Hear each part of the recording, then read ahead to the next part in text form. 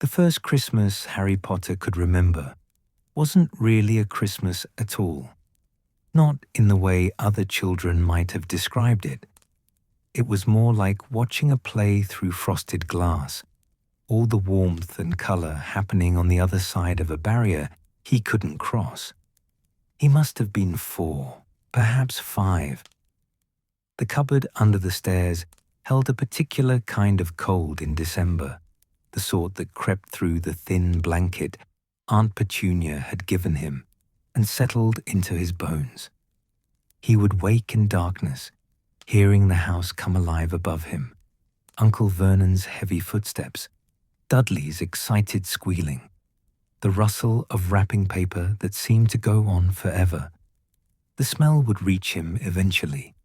Turkey roasting, potatoes crisping in goose fat, the sweet heaviness of Christmas pudding steaming in its cloth.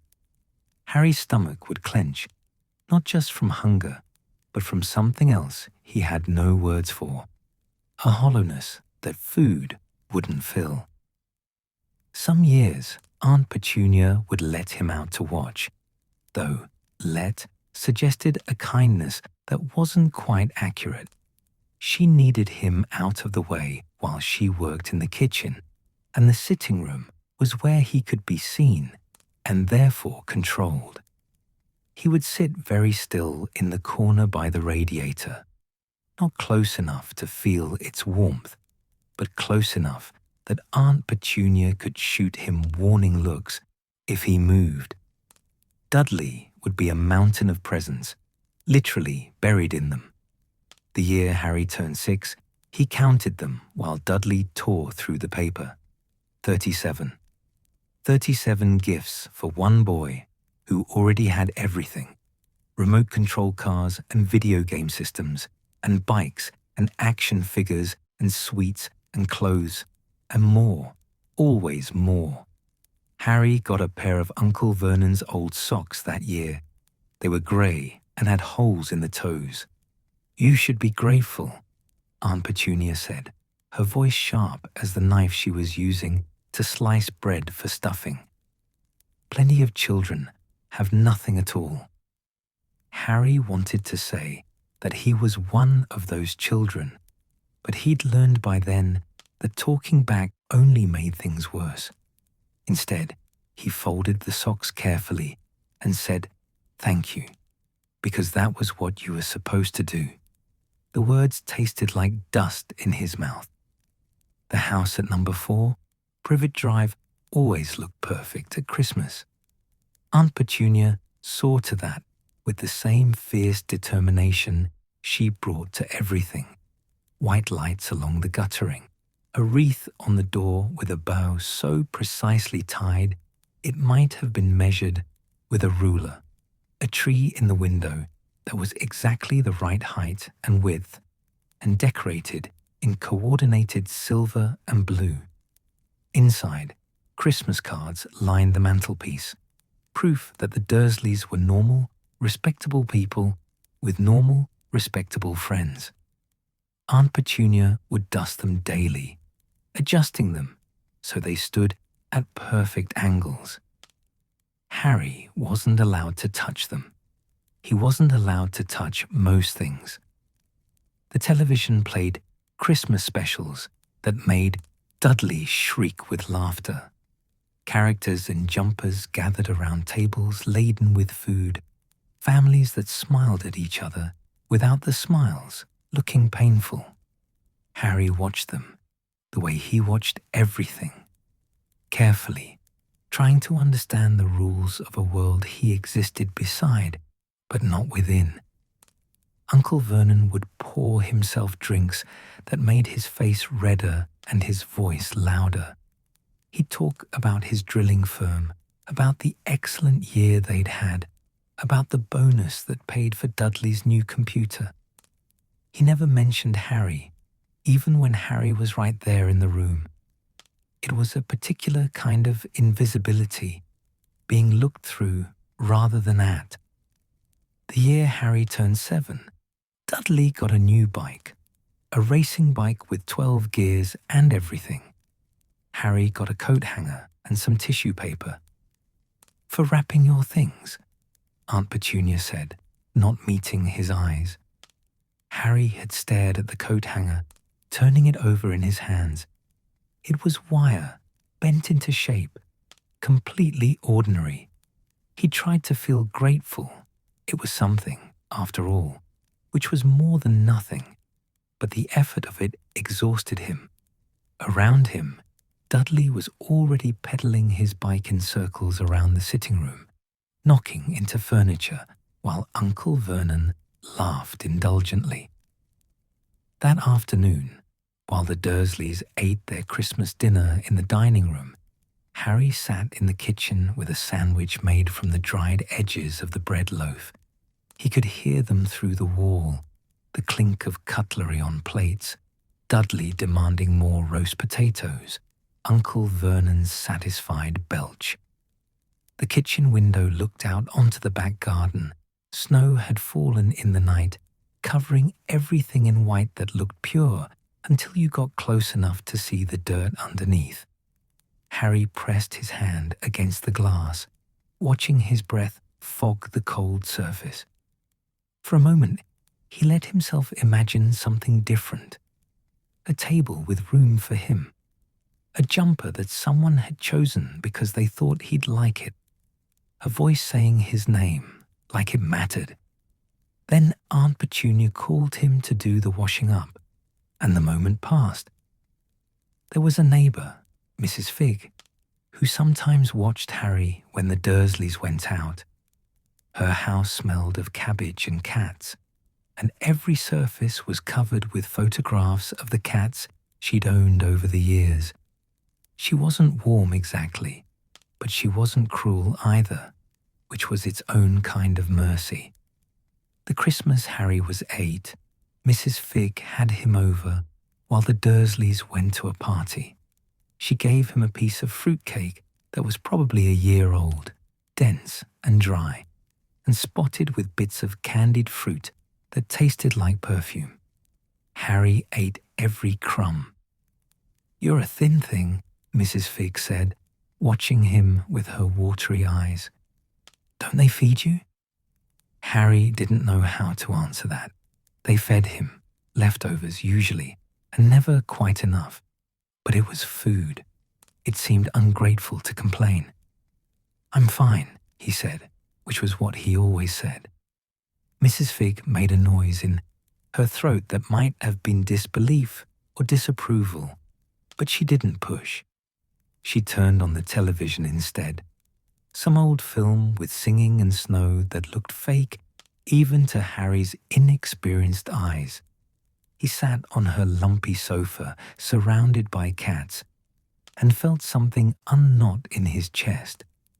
Not happiness, exactly, just the absence of the constant tension that lived at Privet Drive.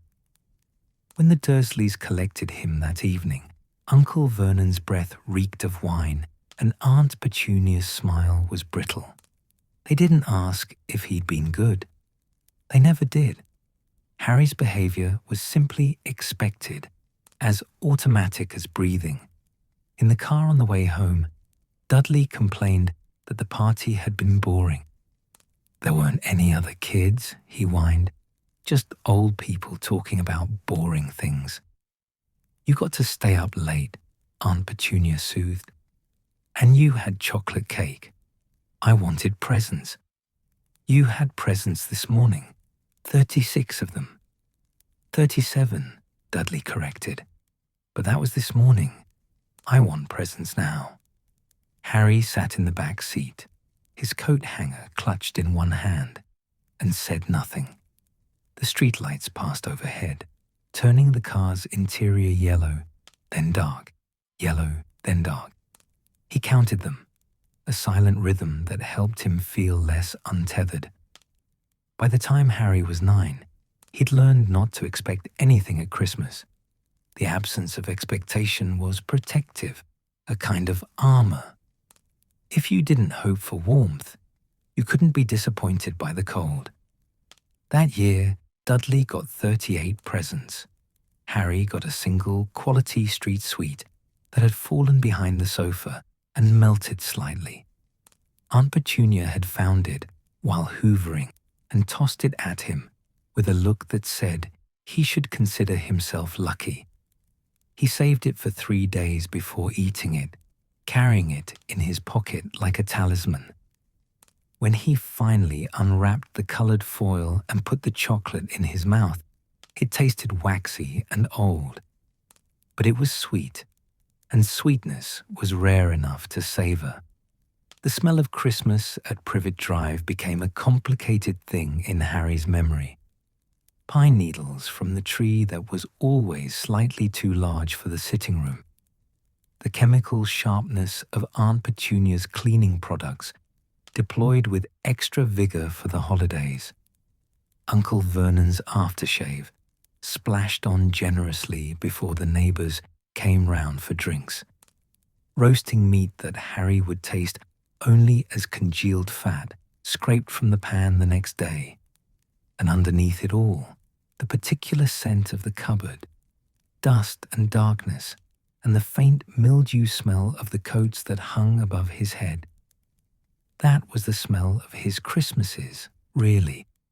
Everything else happened outside the cupboard door. The sounds, too, wrapping paper tearing in great enthusiastic rips. Dudley's delighted shouts. The television playing carols that talked about peace and goodwill, words that seemed to come from a language Harry didn't speak.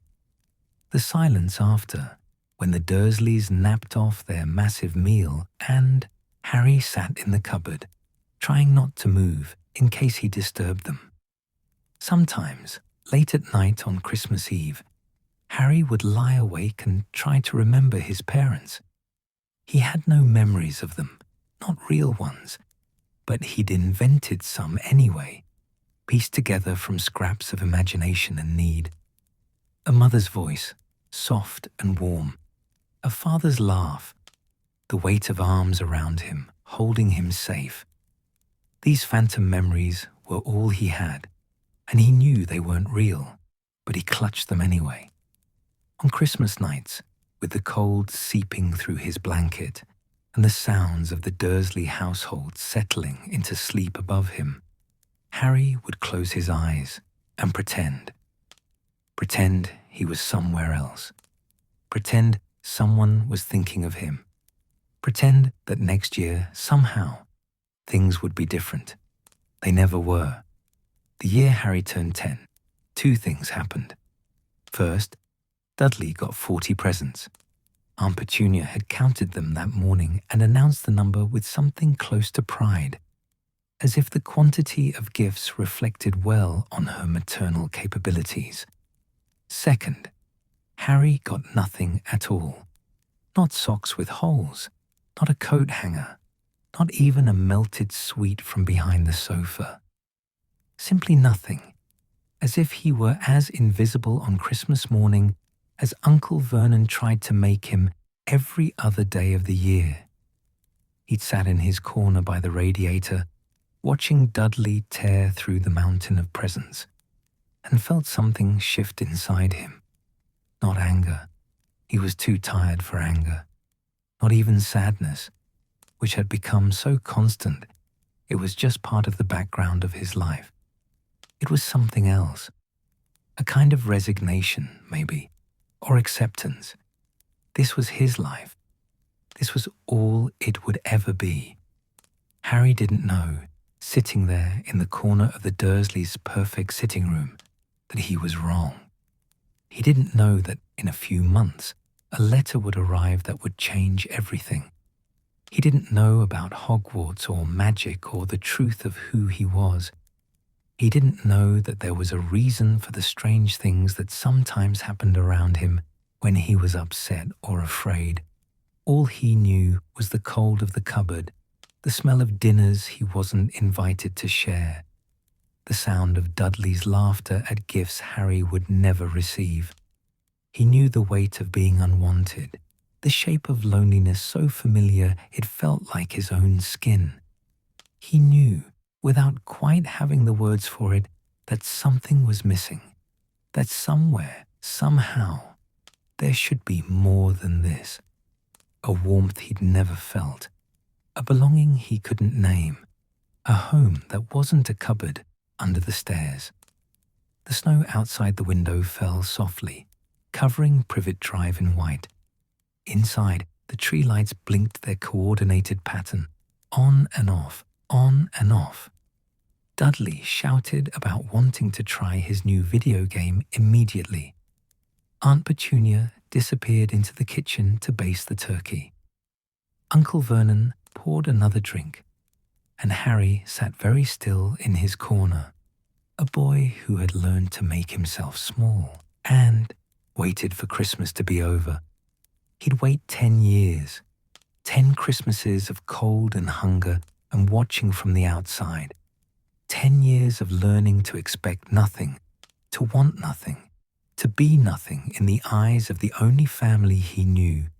But he didn't know, sitting there in December 1990, that the last Christmas before magic was almost over, that soon everything would change, that he would discover what warmth felt like, what belonging meant, what it was to be seen and known and, impossibly, loved. He didn't know any of that yet. For now, there was only the cold and the waiting and the small, stubborn spark inside him that refused, despite everything, to go completely out. Harry woke to whiteness. For a confused moment, still tangled in sleep, he thought he was back in the cupboard and something had gone wrong with the boiler again, steam filling the small space until he couldn't breathe. Then his eyes focused and he realized snow. Fat flakes drifting past the tower window, catching the early morning light, turning everything beyond the glass into something from a dream. He sat up in the four-poster bed. Still strange, even after months, to have a bed at all, let alone one with curtains and actual pillows, and stared. Snow at Privet Drive had meant cold, seeping through inadequate blankets, meant Dudley getting a new sled, while Harry shoveled the driveway. Snow here, at Hogwarts, meant something else entirely, though Harry couldn't quite name what. Magic, maybe. Just magic. Ron was still snoring in the bed next to his, one arm flung over his face. The other boys in the dormitory were equally unconscious, buried in their covers against the December chill. Harry pulled on his dressing gown, another novelty, having a dressing gown that was actually his, and padded to the window. The ground stretched out below, transformed.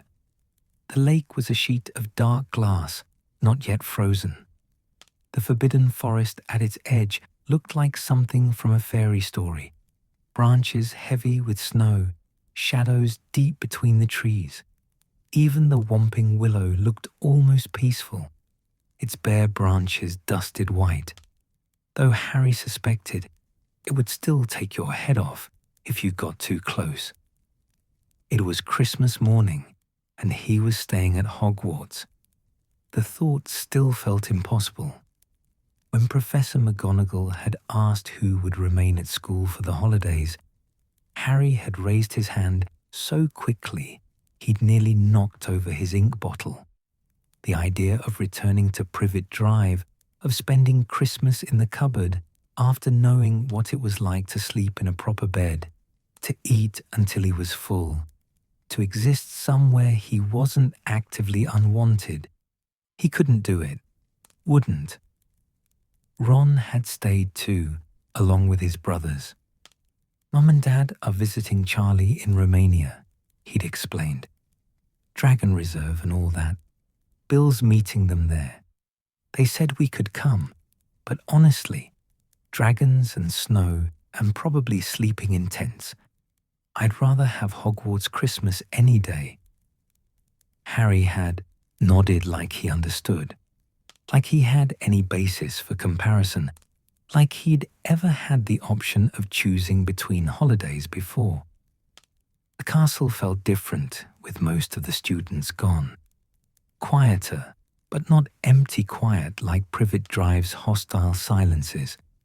This was a peaceful quiet, the way a held breath is peaceful. The portraits still chatted to each other in their frames. The suits of armor still clanked occasionally. The castle itself still hummed with that sense of aliveness Harry had noticed his first night here, as if the stones themselves were paying attention. He dressed quickly in the cold dormitory and made his way down to the common room. The fire had burned low overnight, but as he approached, the flames seemed to brighten, crackling cheerfully, as if they'd been waiting for someone to appreciate them. House elf magic, probably, though Harry still didn't entirely understand how that worked, how they anticipated needs before they were spoken, how they kept hundreds of fires burning, thousands of students fed, the whole massive castle running without anyone seeing them do it. Fred and George were already awake, draped over the good chairs by the fire, heads bent together over what was probably something they shouldn't be doing. They looked up when Harry came down. "Oi, Harry," Fred called. "Merry Christmas." Or Happy Christmas, if you're being proper about it, George added. Which we're not. Obviously, Fred agreed. Propriety is for people who don't know how to have fun. Harry grinned. The twins had adopted him early on, in that casual way older students sometimes did with younger ones who seemed to need it. They made him feel less like the famous Harry Potter and more like just Harry, which was a gift in itself. "Ron's still asleep?" George asked. "Dead to the world." "Typical. Well, come on then. Presents won't open themselves." Harry blinked. "Presents?" The twins exchanged a look. "He's joking, right?" Fred said. "Has to be joking," George said. "Nobody actually forgets presents on Christmas morning." But Harry wasn't joking, and something of that must have shown on his face because the twins' expressions shifted, losing their teasing edge. "Right," Fred said, his voice gentler. "Well, yes, presents, under the tree." He gestured, and Harry followed his gaze to the corner of the common room, where a small tree stood, decorated with red and gold baubles that caught the firelight. Beneath it, a handful of wrapped packages sat waiting. Harry's chest did something complicated, tightened and loosened at the same time. "Those are..." "For us staying students," George said. "Tradition. The house elves set it up, though most of the good stuff will have been sent from home, obviously." Home. The word hit differently for Harry than it probably did for the Weasleys, but he didn't say that. Instead, he let Fred pull him over to the tree, where several packages did indeed have his name on them. His name, written out in different hands, Harry Potter, as if people had been thinking of him, as if he'd crossed their minds when they were choosing gifts. The first package was small and heavy. The tag read, "To Harry, from Hagrid." Inside was a wooden flute, roughly carved but smooth to the touch. Harry put it to his lips and blew experimentally. The notes sounded like an owl, low and resonant. He could picture Hagrid in his cabin, working on this with his enormous hands, trying to get the holes just right. Something warm expanded in Harry's chest. The second package was flat. "To Harry, Merry Christmas from Uncle Vernon and Aunt Petunia." Inside was a 50-pence piece, taped to a note that said nothing else. The warmth contracted slightly, then steadied. He'd expected nothing from them. Less than nothing, really. So this was. Well, it was something. Evidence that he existed in their world, even if only as an obligation to be minimally fulfilled. He set it aside and reached for the third package. This one was soft, wrapped in brown paper tied with string. The moment Harry touched it, He knew it was hand-knitted. He could feel the slight irregularities, the texture of wool worked by human hands rather than machines. He unwrapped it carefully. A jumper, emerald green, the color of his eyes, with a large letter H on the front, worked in what looked like gold thread. The wool was thick and warm, clearly made to last, made for him specifically, sized for his too thin frame. A H that stood for Harry and nothing else. The tag read, "To Harry, love from Mrs. Weasley, love from." Harry stared at the words until they blurred. He'd received things before, cast-offs from Dudley, second-hand school supplies, those awful gifts from the Dursleys. But he'd never received something made, never received something chosen specifically for him, with care and attention and thought. Never received something given with love. "Mum makes one for everyone," Ron said from behind him. Harry turned to find his friend descending the stairs, hair sticking up at odd angles, grinning. "Every year. Even made one for Harry this year, soon as she heard you were staying. Probably been planning it since the Hogwarts letters went out, knowing her. She didn't have to. Course she didn't have to. She wanted to. That's Mum." Ron flopped into a chair and grabbed his own packages. "Oh, brilliant. I got maroon again. She's got to know by now that maroon's the worst color." But Ron was smiling as he pulled on his jumper, the letter R prominent on the front. Fred and George were already wearing theirs, F and G in bright yellow.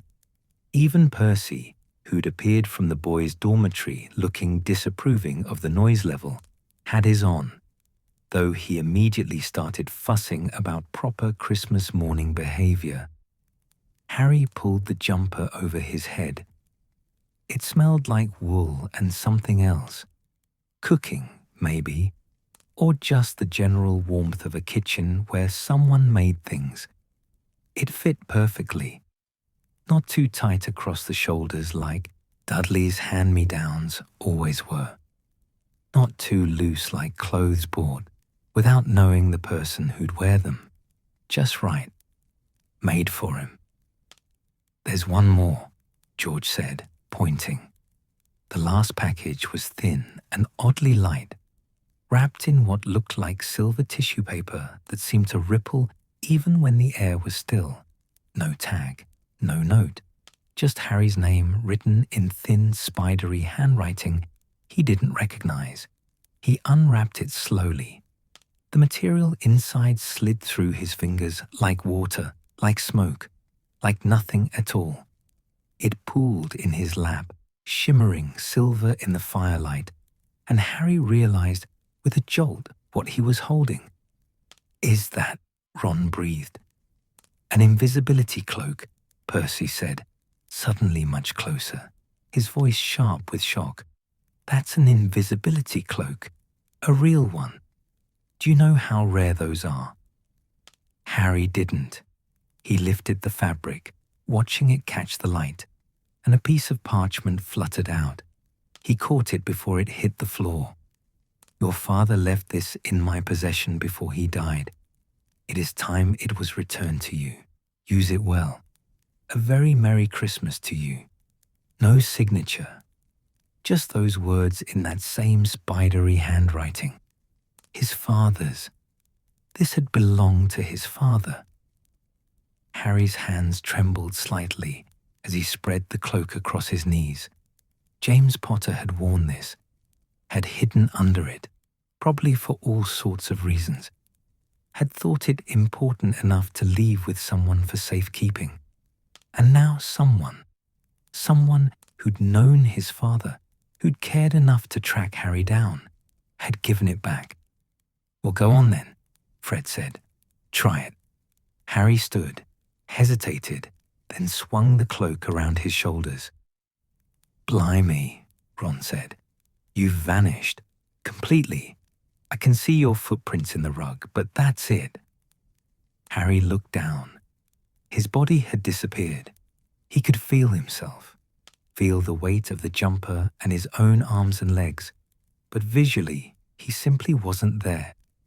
He took a step, then another, moving silently across the common room. It was the strangest sensation, being present but invisible, seen by himself but by no one else. Not the invisibility of being ignored, of being looked through like at Privet Drive. This was different. Chosen invisibility. Power, not powerlessness.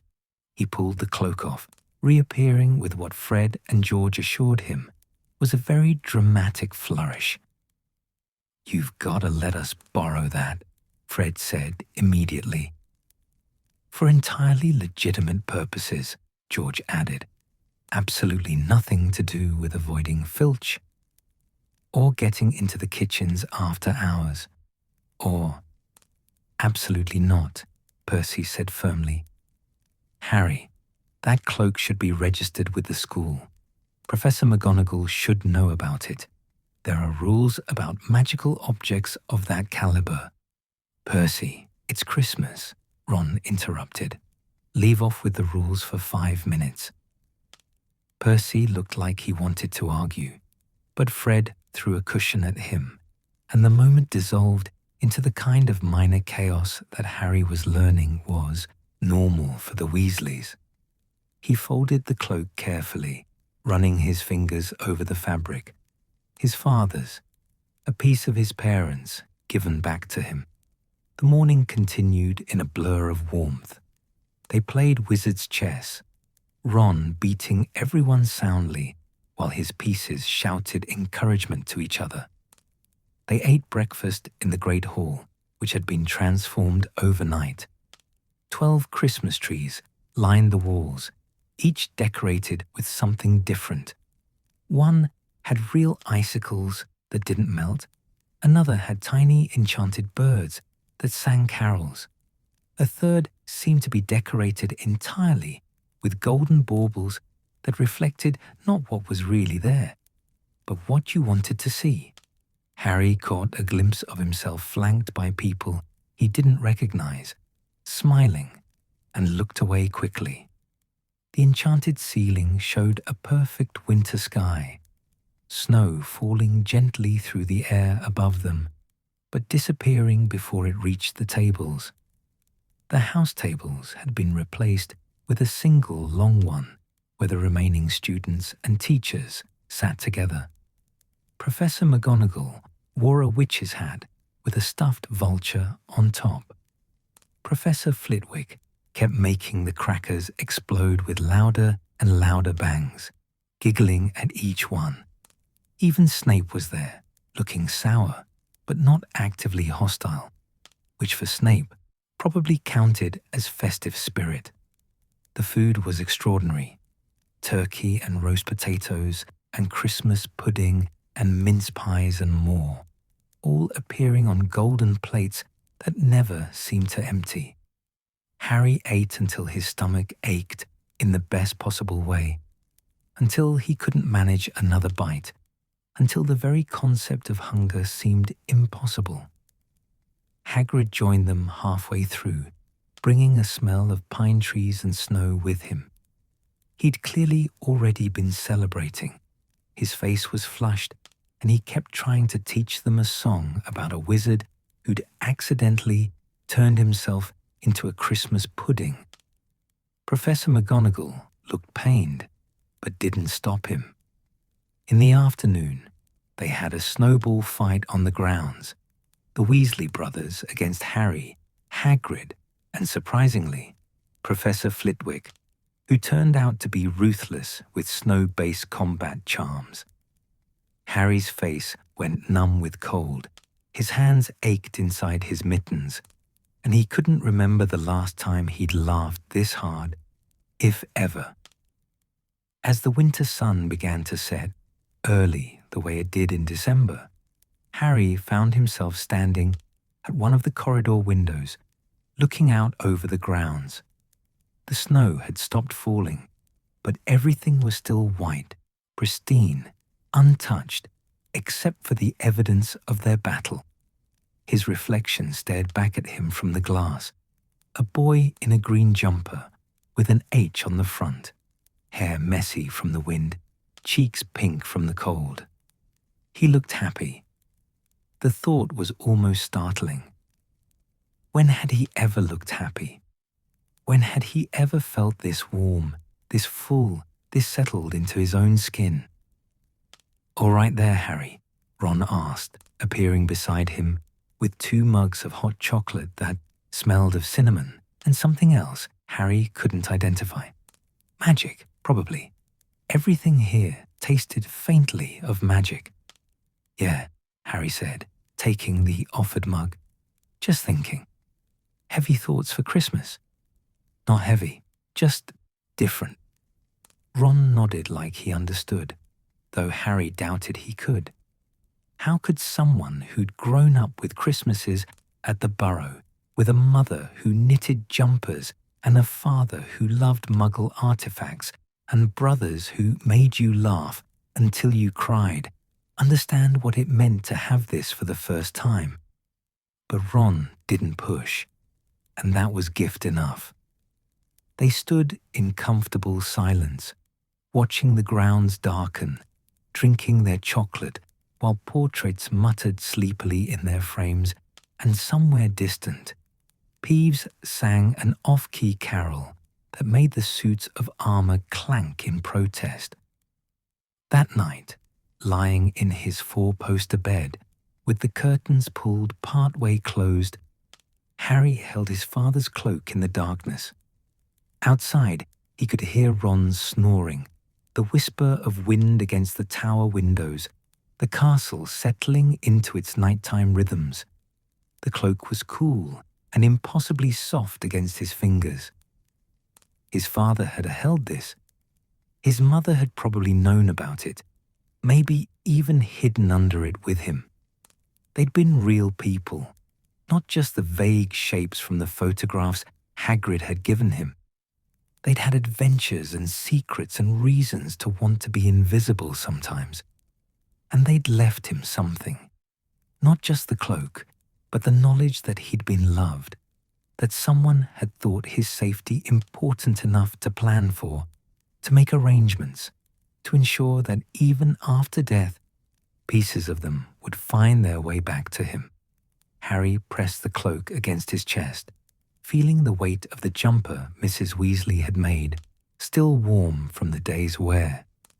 2 gifts, 2 kinds of love, one from the past, one from the present, both saying the same thing. You matter, you belong, you are not alone. In the cupboard under the stairs at Privet Drive, Harry had spent Christmas mornings counting the hours until the day would be over.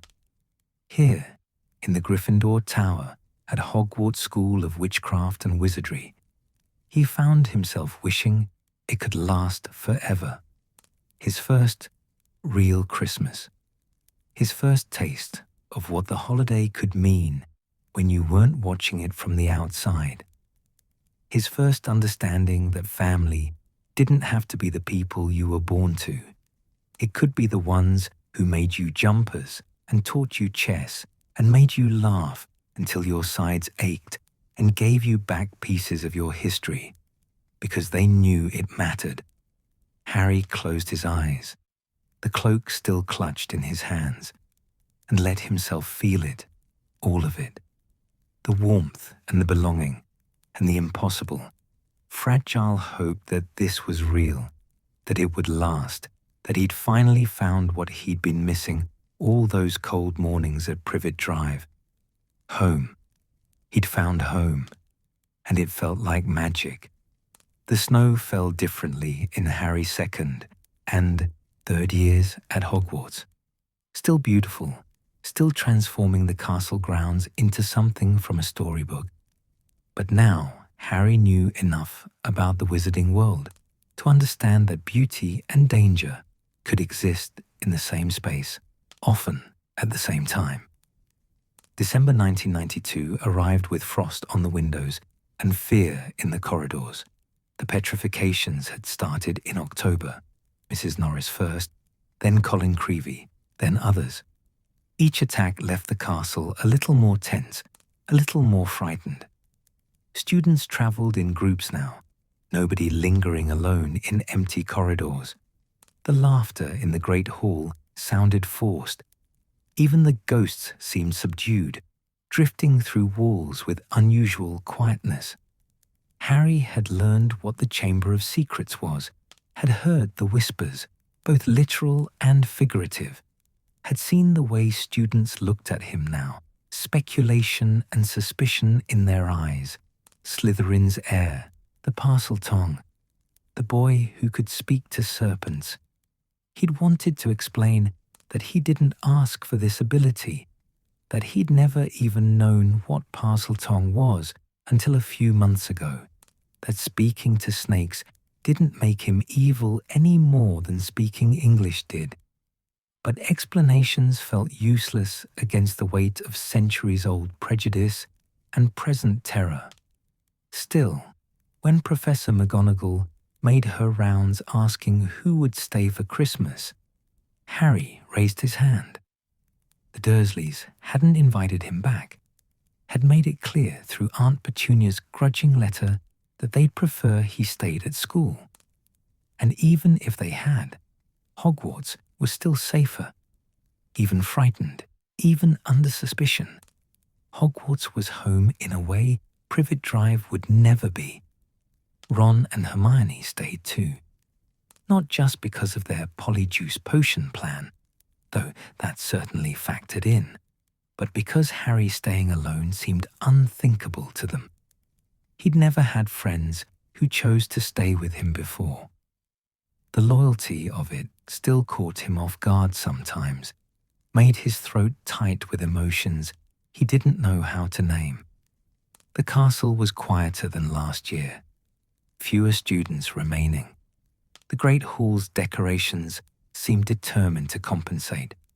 12 Christmas trees again, but these ones sparkled with enchanted frost and ice sculptures that moved, tiny winter scenes playing out in crystalline detail. It was beautiful, but Harry couldn't fully enjoy it. Every shadowed corridor made him tense. Every unexpected sound made him reach for his wand. Hermione was petrified 3 days before Christmas. Harry had found her in the hospital wing, with Madame Pomfrey fussing over her rigid form, and something inside him had cracked. Hermione, who'd stayed to help him, who'd spent weeks brewing an illegal potion in a bathroom just to prove his innocence, who'd believed him when half the school thought he was the heir of Slytherin. Hermione was frozen, eyes wide with terror, a mirror clutched in her stone-stiff hand. The mirror, the clue. She'd figured something out, tried to warn them, and ended up attacked before she could speak. Christmas morning felt wrong without her.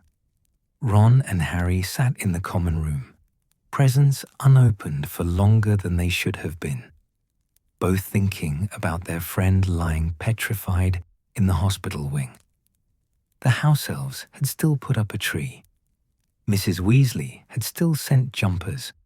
Harry's was scarlet this year. The H worked in gold again. There was still food in the Great Hall, still decorations, still the determined cheer that Hogwarts maintained even in dark times. But Hermione wasn't there, and her absence was a wound they couldn't ignore. "We should open them," Ron said finally, gesturing at the presents. She'd be annoyed if we just sat here moping. She'd say we were being emotionally indulgent when we should be focusing on solving the problem. Harry agreed, managing a small smile, using words like emotionally indulgent. Yeah. They opened their gifts with mechanical movements. Harry got books from Hermione. She'd wrapped them before the attack, the paper precise and neat.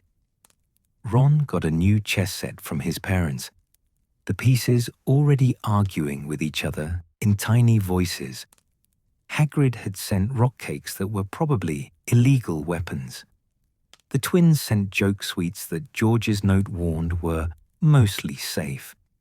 Harry pulled on his jumper and tried to feel the same warmth he'd felt last year. It was there, underneath the worry, but muted, like trying to see sunlight through storm clouds. The feast that afternoon was smaller. McGonagall presided with a drawn face, trying to maintain normalcy for the students who remained. Dumbledore's chair sat empty. He'd been suspended, taken from the school by the Board of Governors. Even Hagrid was gone, sent to Azkaban despite having done nothing wrong. The staff table looked depleted, wounded. Harry ate without tasting anything. The turkey could have been cardboard. The roast potatoes sat heavy in his stomach. Even the Christmas pudding, which last year had been a revelation of sweetness and warmth, felt like obligation. Ron kept up a steady stream of conversation, clearly trying to distract them both. He talked about Quidditch, about his brother's latest letter, about anything except the chamber and the petrifications and Hermione's frozen form. Harry was grateful for the effort, even if it didn't quite work. That night, Harry lay in bed, holding his father's invisibility cloak. He and Ron had been using it to brew the polyjuice potion, to sneak around the castle investigating. But tonight, he just held it, feeling the familiar texture, remembering last Christmas when everything had seemed magical and new and safe. The castle made different sounds in winter, wind rattling windows, old stones contracting in the cold, portraits muttering in their sleep. And underneath it all, if Harry let himself think about it too much, the imagined sound of something moving through the pipes, something ancient and deadly, hunting. He pulled the cloak closer and tried not to think about Hermione's terrified eyes. December 1993 brought different fears, though no less real. Sirius Black had escaped from Azkaban. A mass murderer, the prophet said. Voldemort's right-hand man. And he was after Harry specifically, wanted to finish what his master had started, wanted Harry dead to pave the way for Voldemort's return. Dementors circled the grounds, their presence making everything colder, darker. Harry had learned what they could do to him. The screaming, his mother's voice begging for his life, the feeling of every happy thought being sucked away until only despair remained. He'd fainted more times than he could count, had felt weak and useless and terrified of his own weakness. Professor Lupin was teaching him the Patronus charm, teaching him to fight back. But progress was slow, and Christmas was coming, and Harry still couldn't produce more than a faint mist. Once again, the Dursleys made it clear they didn't want him home. Uncle Vernon's signature on the Hogsmeade permission form had been conspicuously absent. Not that Harry blamed him for refusing, exactly, but it meant watching his friends leave for the village every weekend while he remained behind, watching through windows as they returned with sweets from Honeydukes and jokes from Zonkos and stories about things he couldn't be part of. Ron and Hermione stayed for Christmas again, though Harry suspected they would have preferred to go home. The castle was tense with Sirius Black's escape, with Dementors floating at the boundaries, with the constant low-level fear that the killer might somehow breach Hogwarts' defenses. The Christmas decorations went up anyway. The house elves were determined, it seemed, to maintain tradition despite everything. 12 trees, enchanted snow, fairies in the branches. But this year, the Great Hall also had extra guards, and McGonagall had instituted a curfew, and the doors were locked at night with more charms than usual. Harry's presents that year included another jumper from Mrs. Weasley, green again, with a Hungarian horntail on it, and a book from Hermione about famous Quidditch teams. Ron gave him a sneakoscope that whistled whenever someone untrustworthy was nearby. It spent most of Christmas Day whistling at Crookshanks, which started an argument between Ron and Hermione that lasted through dessert. The best gift, though, came from an unknown source. Harry unwrapped it carefully, half expecting another mysterious artifact like the invisibility cloak. Instead, he found a broomstick. Not just any broomstick, a firebolt, the fastest racing broom in the world, all sleek lines and perfect balance. The kind of broom professional Quidditch players used. The kind of broom that cost more than the Dursleys spent on Dudley in a year. No note, no indication of who sent it. Blimey, Ron breathed, running his hands over the handle with reverent care. That's a firebolt, an actual firebolt. Do you know what those cost? Harry didn't, but he could guess from Ron's expression that it was significant. Who would send you something like this? Hermione asked, her voice careful. Dumbledore, Ron suggested. He sent the cloak, didn't he? But Hermione's face had taken on that expression that meant she was thinking several steps ahead and didn't like where her thoughts were leading. We should tell Professor McGonagall. What? Why? Because someone sent Harry an extremely expensive broom with no note, and there's a mass murderer trying to kill him. That's suspicious, Ron. The argument that followed ruined what was left of the Christmas cheer. Harry wanted to defend the gift, wanted to believe it came from someone who cared about him. Maybe Sirius Black wasn't actually trying to kill him. Maybe it was all a misunderstanding. But Hermione's logic was sound, even if he hated it. McGonagall confiscated the firebolt that evening, took it away to be checked for curses and hexes and anything that might harm Harry. He understood the reasoning, could even appreciate the care behind it, the determination to keep him safe. But watching her walk away with the broom felt like losing something he'd barely had time to want. That night, Harry stood at one of the tower windows, looking out over the snow-covered grounds. The lake was frozen now, a sheet of grey ice. The whomping willow stood bare and still, its violent branches weighted down with snow. In the distance, at the edge of the forbidden forest, he could just make out the dark shapes of Dementors gliding between the trees. He thought about last Christmas, about how simple everything had seemed. The Chamber of Secrets hadn't opened yet. Hermione hadn't been petrified. He'd still believed Sirius Black was safely in Azkaban, that the biggest danger he faced was Snape's unfair grading. 2 years ago, Christmas had meant discovering magic for the first time.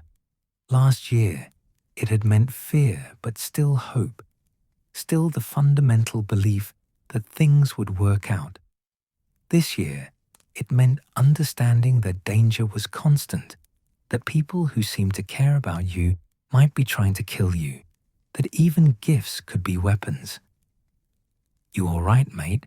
Ron asked from behind him. Harry turned.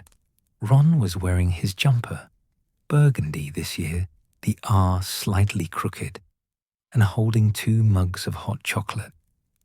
Another Christmas tradition, apparently. Hot chocolate and Ron's steady presence, and the unspoken understanding that sometimes you needed a friend who just stood with you instead of trying to fix things. "Yeah," Harry said, taking the offered mug. "Just thinking. About the firebolt. About everything." Ron nodded. They stood in silence for a while, watching snow begin to fall again, tiny flakes that caught the light from the castle windows. "Hermione's probably right," Harry said eventually, "about checking it. I just wish that you could trust good things when they happen." "Something like that." "Yeah," Ron said quietly. "I get that." They finished their hot chocolate as the snow fell harder, obscuring the view of the grounds. Behind them, the common room was warm, the fire crackling, portraits murmuring to each other about the weather. Fred and George were trying to teach third years a card game that seemed to involve minor explosions. Percy was writing a very long letter, probably to Penelope Clearwater, his expression sickeningly sappy.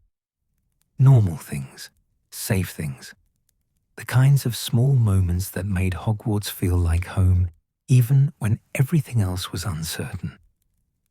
Later, in bed, Harry thought about the 2 Christmases, about Hermione petrified and the firebolt confiscated, about fear mixing with warmth, danger coexisting with belonging. He thought about how last year his first magical Christmas had felt like pure joy, uncomplicated and bright. Now he understood that magic didn't mean safety, that being at Hogwarts didn't mean being protected from everything, that Christmas could be both wonderful and terrible, that you could feel grateful and afraid at the same time. His hand found Mrs. Weasley's jumper in the darkness, fingers tracing the Hungarian horntail stitched across the front. She'd made this knowing he was in danger, had chosen a dragon, fierce, protective, instead of something softer. Maybe that was its own kind of gift, not pretending everything was fine, but acknowledging the fear while still offering warmth. Outside, wind howled against the tower. Snow piled against the windows. Dementors circled the grounds, searching. And somewhere beyond Hogwarts walls, Sirius Black moved through the winter night, hunting. But inside Gryffindor Tower, in a 4-poster bed with curtains drawn, Harry Potter lay wrapped in warmth, knitted by someone else's mother. The fire crackled in the common room below. Ron snored in the next bed. The castle held them all in its ancient stone embrace, protective despite everything. Harry closed his eyes and let himself feel both things at once, the fear and the warmth, the danger and the belonging. This was what growing up meant, maybe. Understanding that Christmas, that life, could hold both darkness and light, that one didn't cancel out the other.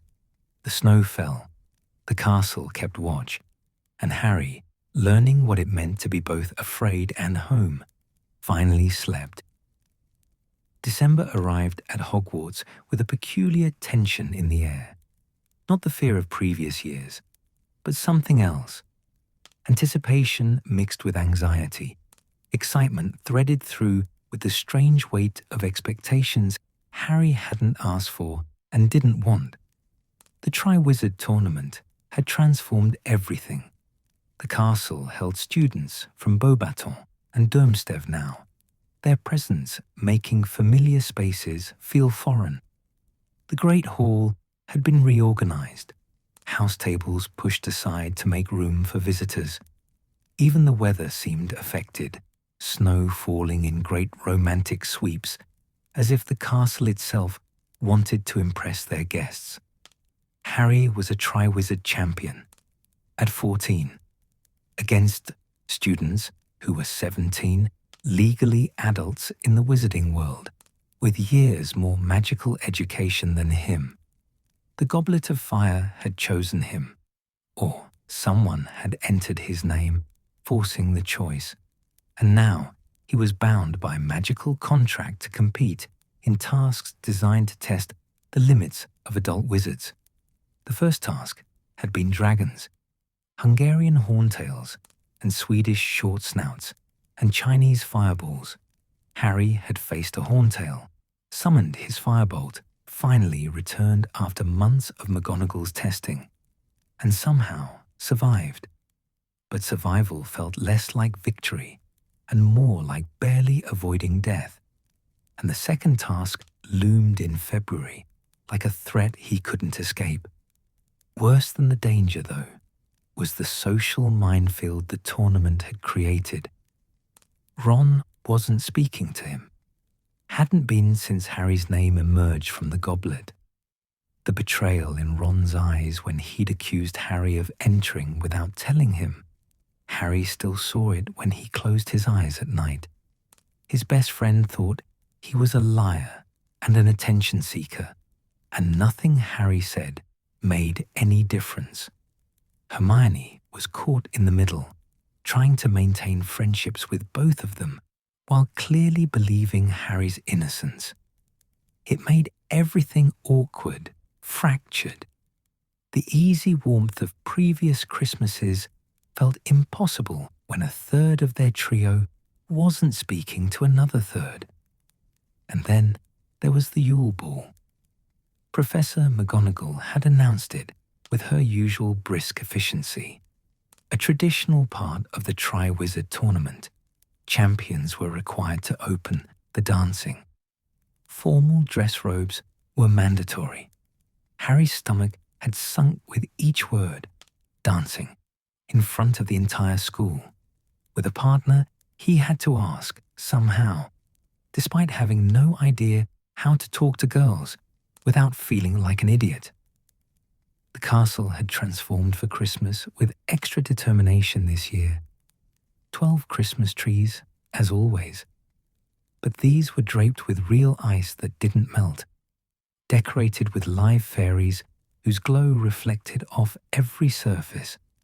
Garlands of holly and mistletoe hung from every doorway, the mistletoe causing considerable anxiety among students trying to navigate the corridors without accidentally ending up beneath it with someone they'd rather avoid. The Great Hall's enchanted ceiling showed a perfect winter sky, stars bright against the darkness, occasionally sending down gentle snow that disappeared before it reached the tables. The entrance hall had been decorated with enormous ice sculptures, a dragon here, a phoenix there, creatures from magical lore frozen in crystalline detail. It was beautiful. It should have been magical. But Harry could barely appreciate any of it through the constant low-level dread of the approaching ball. He'd asked Cho Chang to the ball, had worked up the courage, rehearsed what he'd say, found her alone in a corridor, and managed to stammer out the invitation. She'd been flattered. He could see it in her smile. But she'd already said yes to Cedric Diggory. Cedric, the other Hogwarts champion, the one who actually deserved to be in the tournament, the one who was handsome and talented and didn't have Harry's constant ability to make situations awkward. Of course, Cho had said yes to Cedric. Harry had ended up asking Parvati Patil 2 days before the ball, desperate and running out of options. She'd said yes, which was a relief, but also slightly concerning because he'd overheard her telling Lavender that it would be good for their image to go with a champion.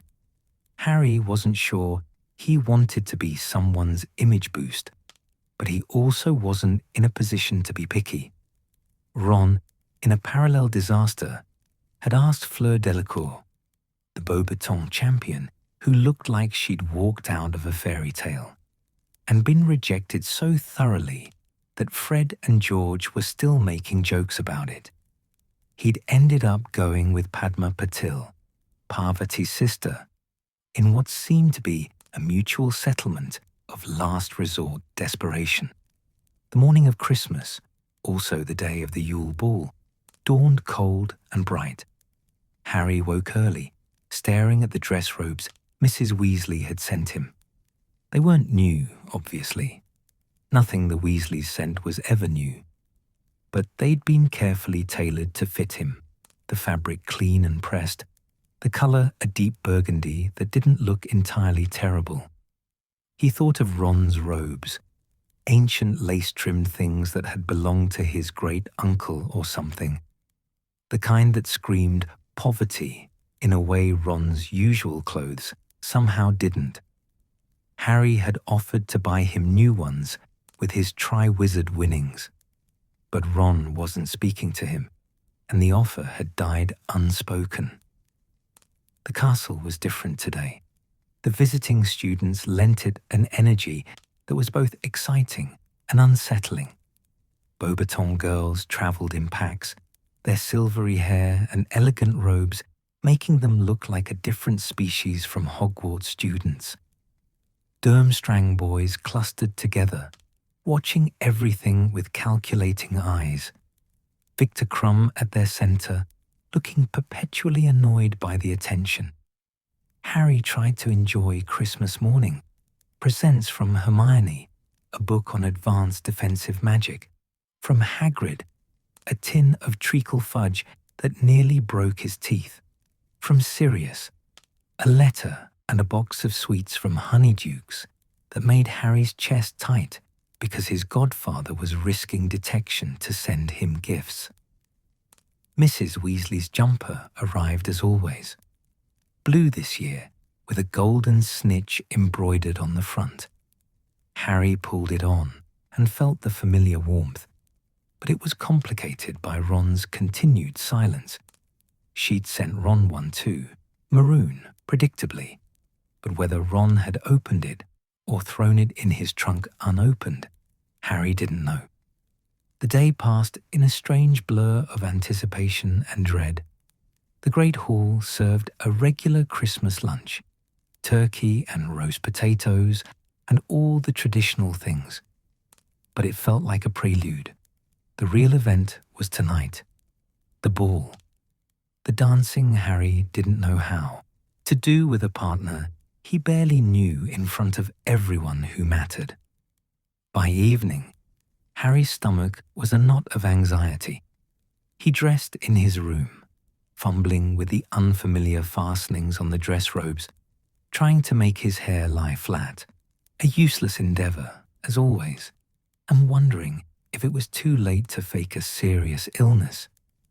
"You look all right," Dean said encouragingly, adjusting his own robes in the mirror. "I look like I'm going to be sick," Harry corrected. "Well, yeah, but all right, for someone who looks like they're going to be sick."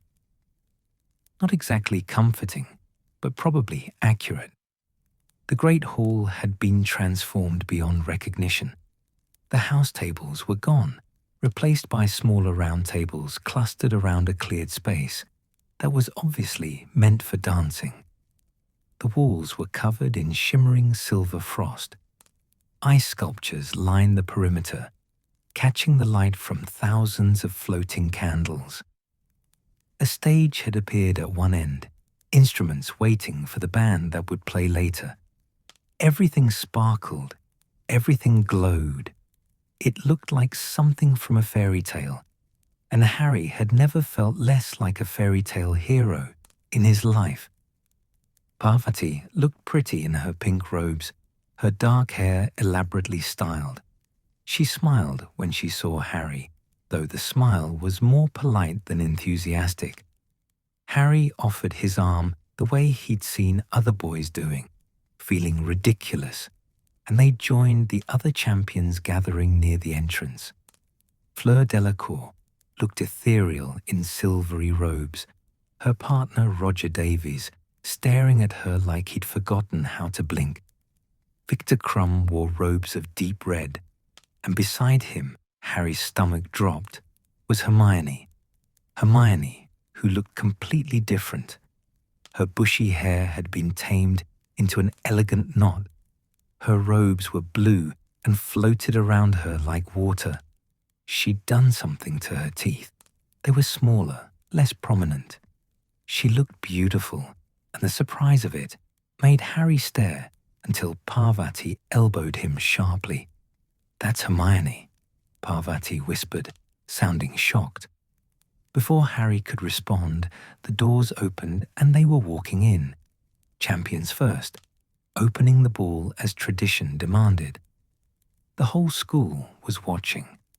Literally everyone, their faces turned toward the champions, curious and speculating and judgmental. Harry's hands were sweating. The distance to their table seemed impossibly far. He was intensely aware of every step, every movement, convinced he was about to trip and fall and humiliate himself in front of the entire wizarding world. They reached the table without incident, and Harry breathed slightly easier. The feast appeared, course after course, of French-influenced dishes that Harry couldn't identify and was too nervous to properly taste. Parvati made conversation with Padma across the table, occasionally including Harry in a way that felt perfunctory. Hermione was deep in conversation with Crumb, laughing at something he said. Harry caught Ron's eye once. Ron was staring at Hermione and Crumb with an expression that was part anger, part something else Harry couldn't quite name. When he noticed Harry looking, his face closed and he turned away deliberately. After the feast came the dancing. The champions were required to open it. Waltz, McGonagall had said, teaching them the basic steps in a practice session that had been excruciating. Harry had stepped on her feet at least a dozen times.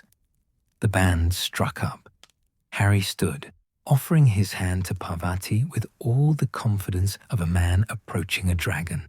They took their positions on the dance floor, Fleur and Roger, Crumb and Hermione, Cedric and Cho, Harry and Parvati.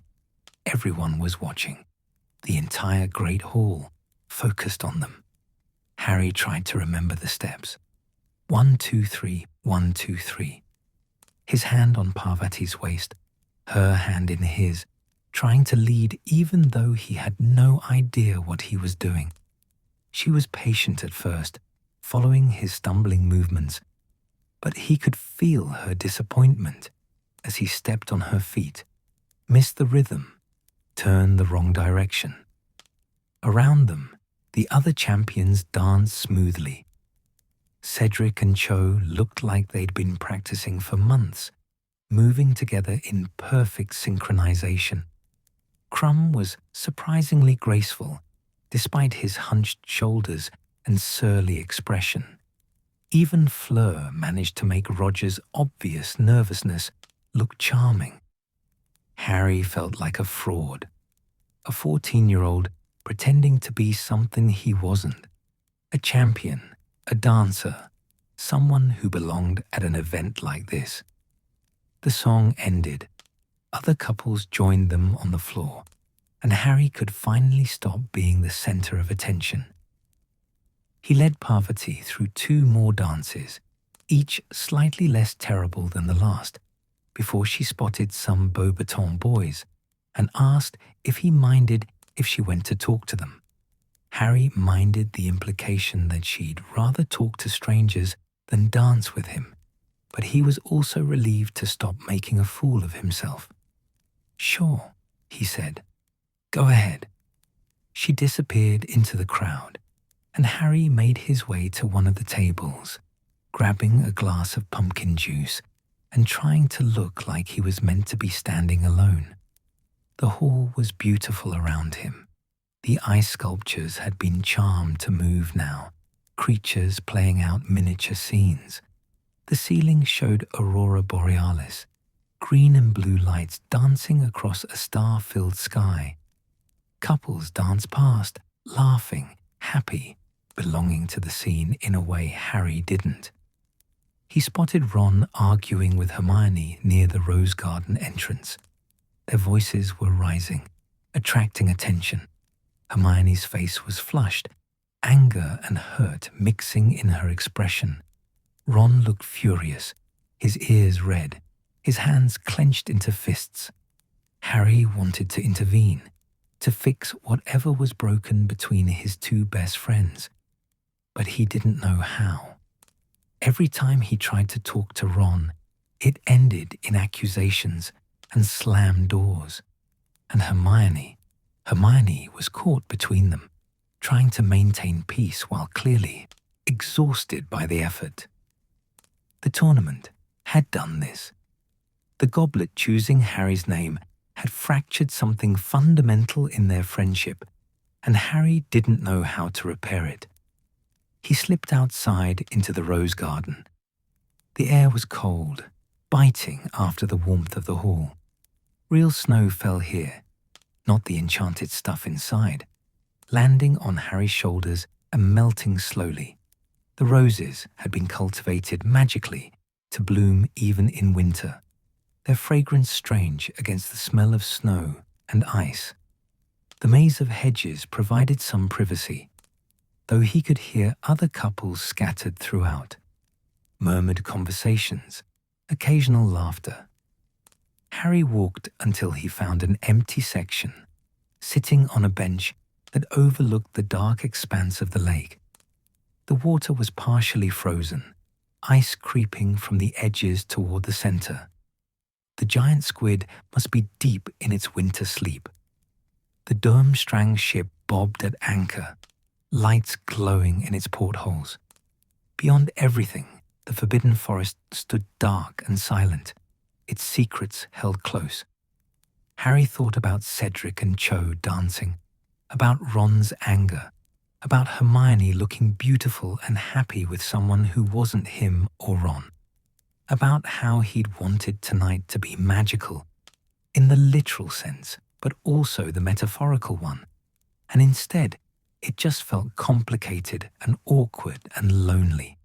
He was 14, too young for this, too young to be a champion, too young to navigate the social complexities of formal balls, too young to understand the maze of expectations and disappointments that seemed to define adolescence. But he was also Harry Potter, the boy who lived, chosen by the Goblet of Fire, expected to compete against 17-year-olds and somehow survive. Age didn't seem to matter much to the universe's plans for him. Harry, Hermione's voice came from behind him. She appeared through the snow, her robes damp at the hem, her careful hairstyle coming slightly undone. She'd been crying. "You okay?" Harry asked, moving over to make room on the bench. "Ron's being an absolute prat," she said, sitting down heavily. "Accused me of... It doesn't matter. He's an idiot." They sat in silence for a moment, watching snow fall on the frozen lake. "Some ball," Harry said finally. Hermione laughed, a sound that was half sob. "Yes, some ball. At least you know how to dance. I think I permanently injured Parvati's feet. You weren't that bad. I saw you. The first dance was, well, it was rough, but you got better." High praise. "I'm being honest." Another silence, more comfortable this time. "Do you think..." Harry started, then stopped. "What? Do you think things will ever go back to normal? With Ron, I mean. With all of us?" Hermione was quiet for a long moment. "I don't know," she said finally. "Maybe this is normal now. Maybe we're just growing up and everything's more complicated." Growing up? Harry supposed that was what this was. Learning that friendship could be fractured by jealousy and misunderstanding. Learning that magical events didn't solve regular teenage problems. Learning that you could feel lonely even in a room full of people. That you could look at something beautiful and still feel empty. They sat together until the cold became unbearable, then returned to the warmth of the great hall. The ball was still going, would go until midnight, McGonagall had said. Music pounded from the stage where the Weird Sisters were now playing, students dancing with wild enthusiasm. Parvati was indeed with the Beauxbaton boys, laughing at something one of them said. Ron sat at a table looking miserable, Padma nowhere in sight. Harry found himself near the refreshment table, next to Cedric Diggory. "Hey," Cedric said, his easy smile in place. "Good job on that first task, by the way. Really brilliant flying." "Thanks," Harry said, meaning it. Cedric had always been decent to him, even when the rest of the school thought Harry had cheated his way into the tournament. "Looking forward to the second task?" Harry laughed humorlessly. "Not exactly." "Yeah, me neither. But we'll figure it out, right? We're Hogwarts champions, both of us." It was a small kindness, that acknowledgement. Both of them. Not just Cedric, the real champion, but Harry too. Equal competitors, equally deserving. "Yeah," Harry said. "We'll figure it out." The ball wound down eventually. Midnight approached, and students began trickling back to their dormitories, tired and happy, or tired and disappointed, or tired and confused about which they felt. The decorations would stay up through the holidays, but the magic of the evening was fading, replaced by the reality of sore feet and social anxieties and the knowledge that tomorrow everything would be complicated again. Harry climbed the stairs to Gryffindor Tower, his dress robes uncomfortably tight, his feet aching, his head full of conflicting thoughts. Ron was already in bed, curtains drawn firmly closed. The other boys were discussing the evening, who danced with whom, who kissed whom in the rose garden, the social dynamics that would shape the next weeks of gossip. Harry changed into his pajamas, grateful to be out of the formal clothes, and climbed into bed. Mrs. Weasley's Christmas jumper lay folded on his trunk, the golden snitch catching moonlight from the window. This had been his fourth Christmas at Hogwarts, his fourth experience of what the holiday could mean in the wizarding world. And he'd learned, tonight, that magic couldn't protect you from everything. Not from growing up, not from social awkwardness, not from the particular loneliness of feeling out of place at an event designed to be magical. But as Harry closed his eyes, he found himself thinking not about the awkward dancing or Ron's anger or the tournament looming in February. He thought instead about Hermione sitting with him by the frozen lake, about Cedric's small kindness, about the fact that even when everything felt complicated and wrong, there were still people who tried to make it better. That was its own kind of magic, maybe. Not the obvious, showy kind. The quieter sort that sustained you through the difficult moments. The snow fell outside. The castle settled into silence.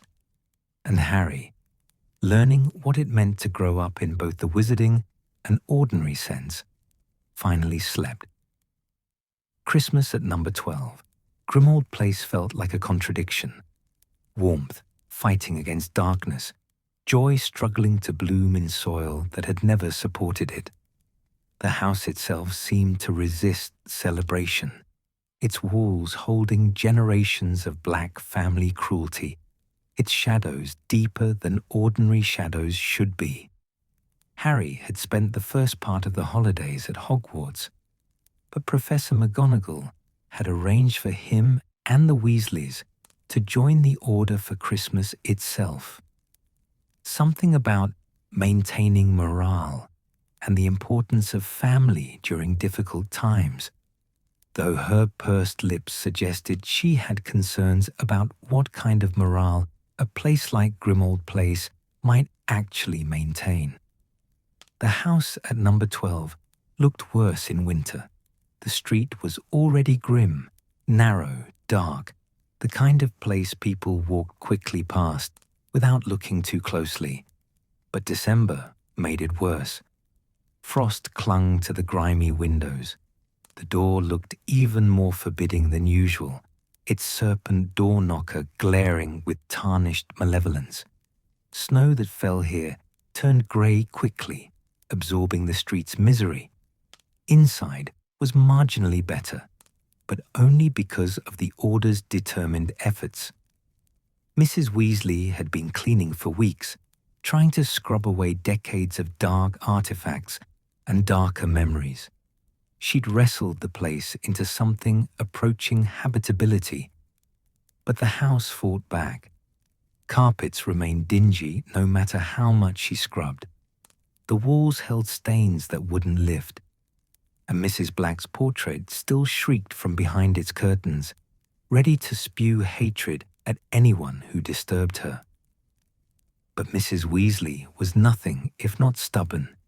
She decorated anyway, conjured holly and ivy to wind up the banister, hung enchanted lights that fought valiantly against the gloom, even managed a Christmas tree in the drawing room, though it looked slightly wilted, as if the house's atmosphere was slowly poisoning it. Sirius had helped with manic enthusiasm. Harry had watched his godfather string lights and arrange ornaments with the intensity of someone trying to prove something, maybe to himself, maybe to the house, maybe to the ghosts of Christmases past, when this place had been nothing but cold propriety and casual cruelty. Had to do it properly, didn't we? Sirius said, adjusting a bauble for the third time. Show the old place what real Christmas looks like, what it could have been if my parents hadn't been, well, what they were. His voice held an edge Harry recognized, the same tone he used when talking about his family, about his years in Azkaban, about anything that hurt too much to address directly, casual words covering wounds that hadn't healed. Christmas morning arrived cold and grey. Harry woke in the bedroom he shared with Ron, hearing the house groan and settle around them. Even the building's normal sounds felt hostile. Pipes clanking with what seemed like deliberate annoyance, floorboards creaking with malicious intent, the general atmosphere of a place that resented being inhabited by people who actually cared about each other. Ron was already awake, sitting in his bed, examining his presents. "Mum's outdone herself this year," he said, holding up a jumper in a particularly violent shade of maroon. "I think this one might actually be worse than last year's." Harry pulled on his dressing gown and examined his own pile of gifts. Mrs. Weasley's jumper was there, dark green this year, with a Hungarian horntail embroidered in gold thread, a callback to his first task in the Triwizard Tournament. The dragon looked fierce, protective. Harry pulled it on immediately, feeling the familiar warmth of wool and care. Hermione had sent a book on defensive magic theory. Hagrid had sent a tin of treacle toffee that would probably cement their teeth together. The twins had sent what looked like an assortment of Weasley's Wizard Wheezes prototypes, accompanied by a note warning that some of them were still in testing. So, don't use them anywhere you care about maintaining your eyebrows. But the best gift was from Sirius, a package that turned out to be a photo album, different from the one Hagrid had given him in first year. This one held pictures Sirius had collected over the years, his parents at various stages of their lives, the Marauders during their Hogwarts years, moments Harry had never seen before, James and Lily at Christmas, standing in front of a tree, James making rabbit ears behind Lily's head while she laughed, Sirius and James in what looked like the Gryffindor common room, wrapped in tinsel, grinning at the camera, Remus sitting in an armchair by a fire, looking younger and healthier than Harry had ever seen him, holding what might have been a Christmas pudding. Harry turned the pages slowly, carefully, his throat tight. These were his parents, young, alive, happy, celebrating Christmases he'd never be part of, creating memories he could only witness through these frozen moments. "Thought you should have them," Sirius said from the doorway. Harry hadn't heard him approach. "I've been collecting photos for years. Anything I could find, anyone who'd share them. Figured it was time to pass them along." Harry looked up. Sirius stood in the doorway, wearing a jumper Mrs. Weasley had made him. She'd knitted one for everyone in the house, her way of including Sirius in the family, despite his fugitive status. His godfather looked thinner than he should, his face still bearing the gaunt shadows of Azkaban, but his eyes were warm. "Thank you," Harry said, meaning it more than he could articulate. "You're welcome. Now come on, Molly's got breakfast ready, and if we don't get down there, she'll send someone to fetch us. And knowing my luck, it'll be Creature." The mention of Creature dampened Harry's mood slightly. The house elf hated them all with a passion that would have been impressive if it weren't so disturbing. He muttered constantly about blood traitors and mudbloods, and poor mistress, what would she think? Making everyone miserable with his presence, while being magically bound to serve them. Downstairs, the kitchen was warm and smelled like Mrs. Weasley's cooking. Sausages and eggs and toast and porridge, the kind of breakfast that could fight off winter's cold through sheer determination. The long table was crowded with people. Mr. and Mrs. Weasley, Fred, George, Ron, Ginny, Hermione, who'd been invited to stay for the holidays, and several Order members who'd dropped by for the morning. Remus Lupin sat at one end, looking tired but peaceful, nursing a cup of tea.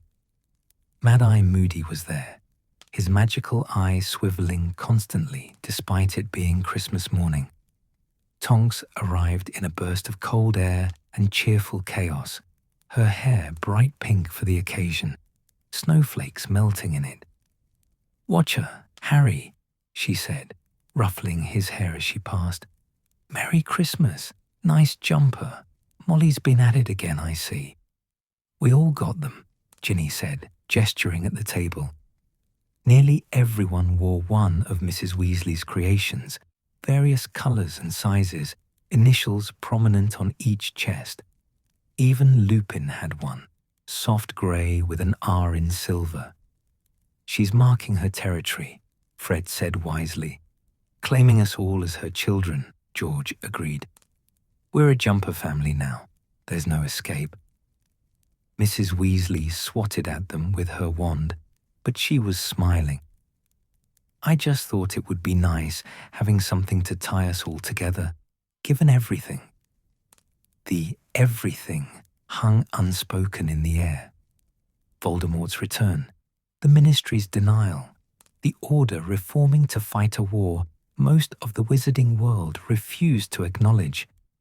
The fact that they were all here, in this miserable house, because it was safe, or safer than most places anyway. But it was Christmas, and Mrs. Weasley was determined to have a proper celebration despite everything. She'd outdone herself with breakfast, and she'd clearly been planning the Christmas feast for weeks. The kitchen was already full of preparations, a turkey that seemed too large for the oven, puddings steaming in their cloths, mince pies cooling on racks. "Molly, you didn't have to do all this," Sirius said, but his voice was thick with something that might have been gratitude or grief, or both. "Of course I did," Mrs. Weasley said, briskly. "It's Christmas.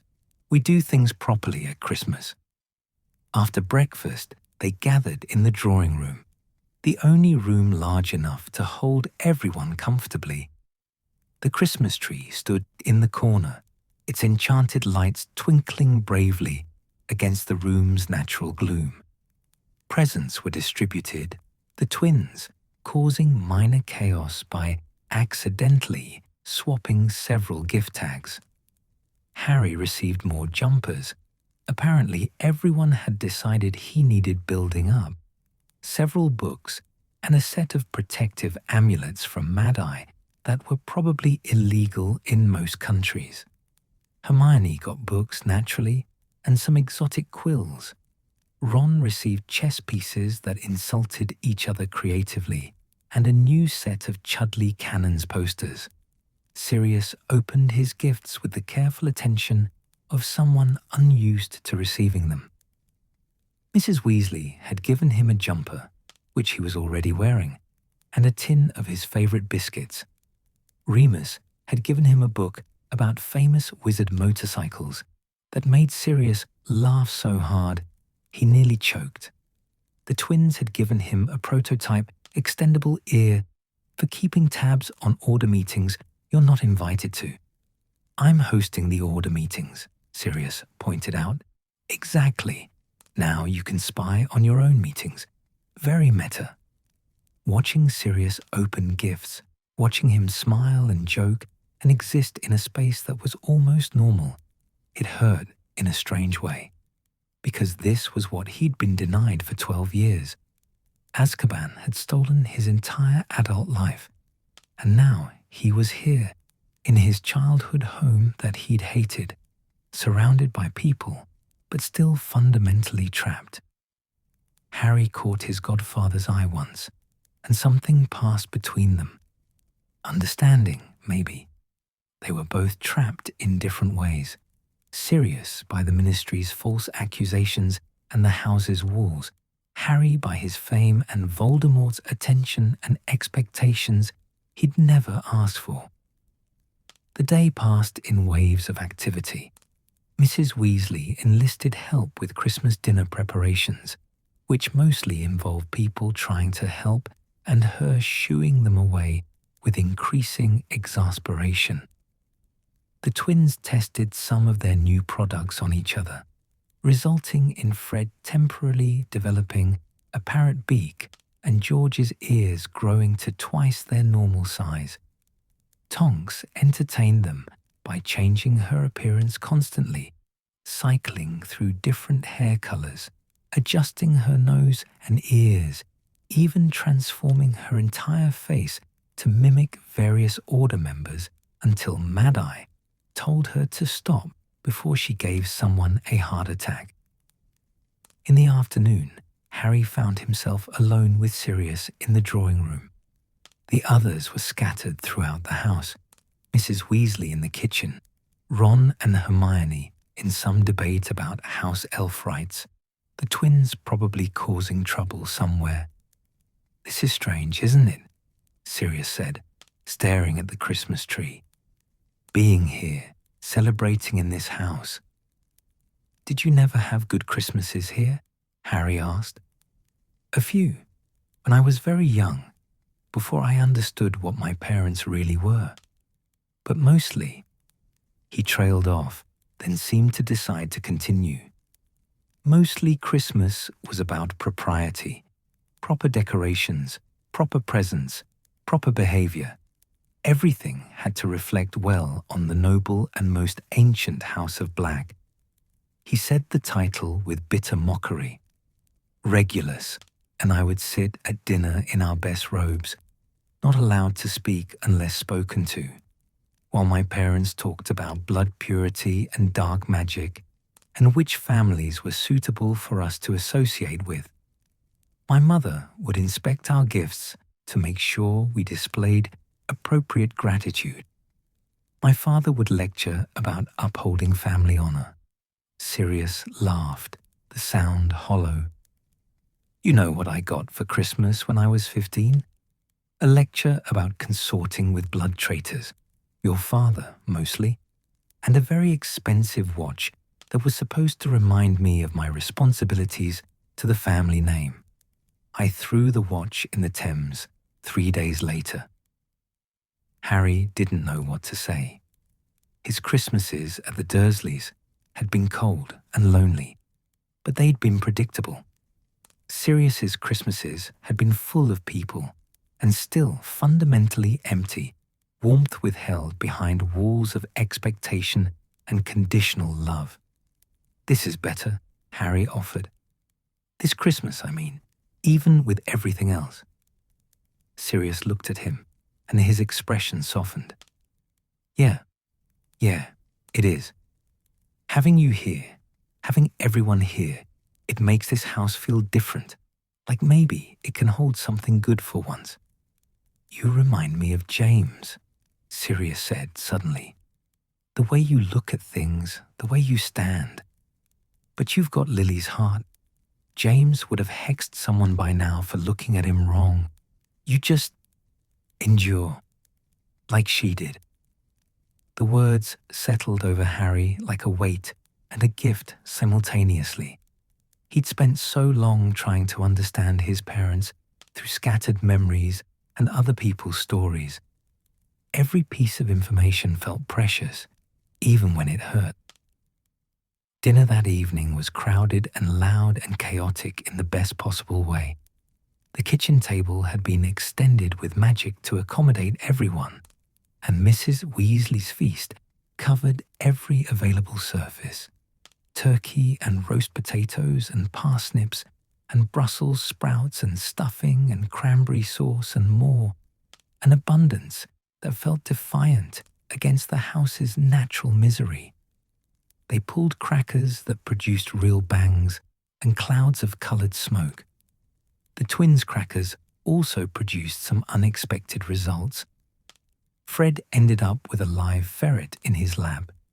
George got a hat that kept trying to eat his hair.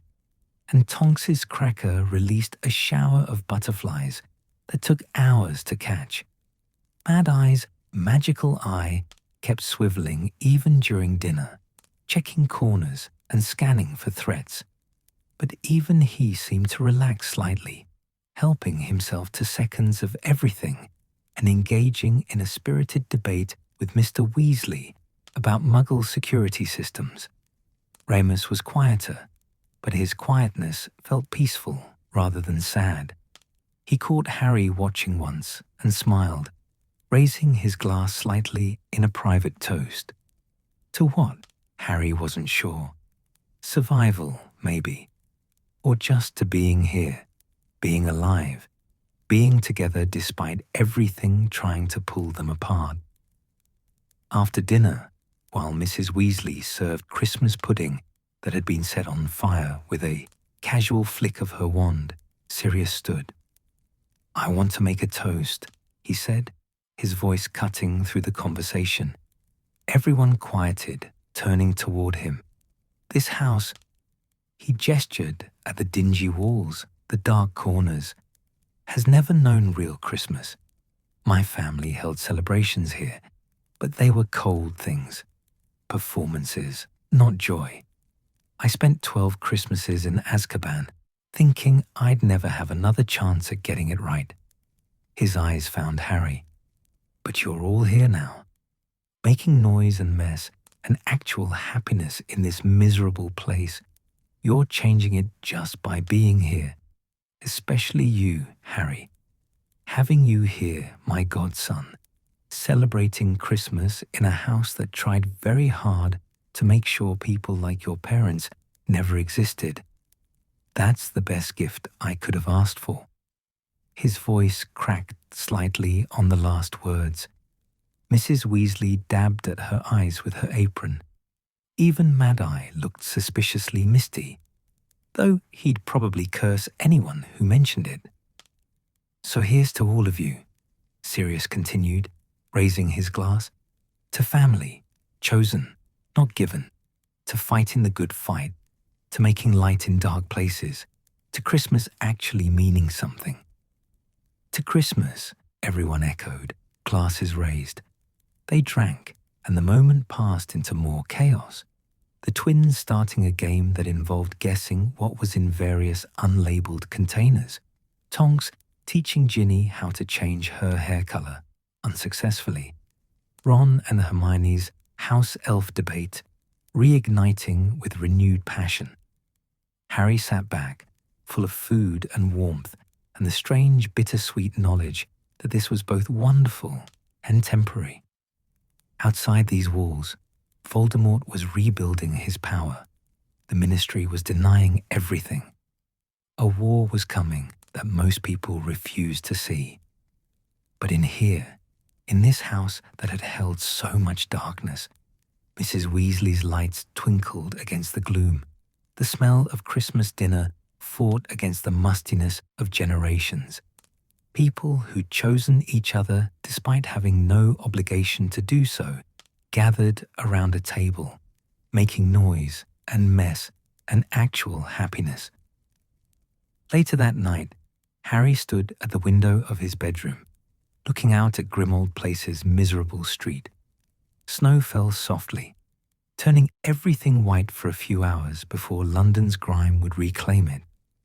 Somewhere out there, people were going about their lives unaware of what was coming. And somewhere else, in places Harry tried not to think about too hard, Voldemort's Death Eaters were gathering.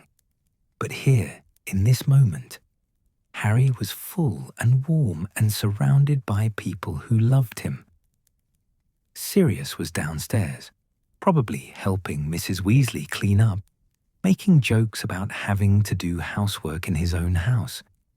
The Weasleys were scattered throughout the building, filling it with life it had never held before. Harry pulled on Mrs. Weasley's jumper, his fifth one now, 5 years of being claimed by someone else's mother, and thought about Sirius's toast. Family chosen, not given. He'd spent his first 10 Christmases with the Dursleys, learning what family could be at its coldest. Then he'd found Hogwarts and the Weasleys and Hermione, learning what warmth felt like. Now he had Sirius, had the Order, had this complicated group of people fighting together against darkness. Christmas at Grimmauld Place wasn't perfect. The house was still depressing. Creature still muttered hatred. The war still loomed. But imperfect joy was still joy. Complicated love was still love. Harry closed his eyes and let himself feel grateful for warmth in dark places, for people who chose to stay, for Christmases that meant something even when everything else was uncertain. Outside, the snow continued to fall. Inside, the house that had never known real Christmas slowly, grudgingly, began to learn. There was no Christmas tree in the Forest of Dean, no decorations, no feast, no warmth except what Hermione could conjure with her wand and sheer force of will. Just the tense canvas walls, the December cold seeping through every charm meant to keep it out, and the weight of Slytherin's locket pressing against Harry's chest like a second heartbeat. Malicious, poisonous, relentless. Christmas 1997 felt like the opposite of magic. Like everything Hogwarts had promised had been a lie, a temporary dream before waking to this reality. 3 teenagers alone in a frozen forest, hunting objects they barely understood, running from a regime that wanted them dead. Ron was gone. The absence sat between Harry and Hermione like a physical presence, something they navigated around carefully, neither speaking of it directly, because speaking it would make it real in a way. Silence somehow didn't. He'd left 3 weeks ago, walked out into the darkness after the locket had worked its poison deep enough, and hadn't come back. Harry woke on Christmas morning to frost inside the tent.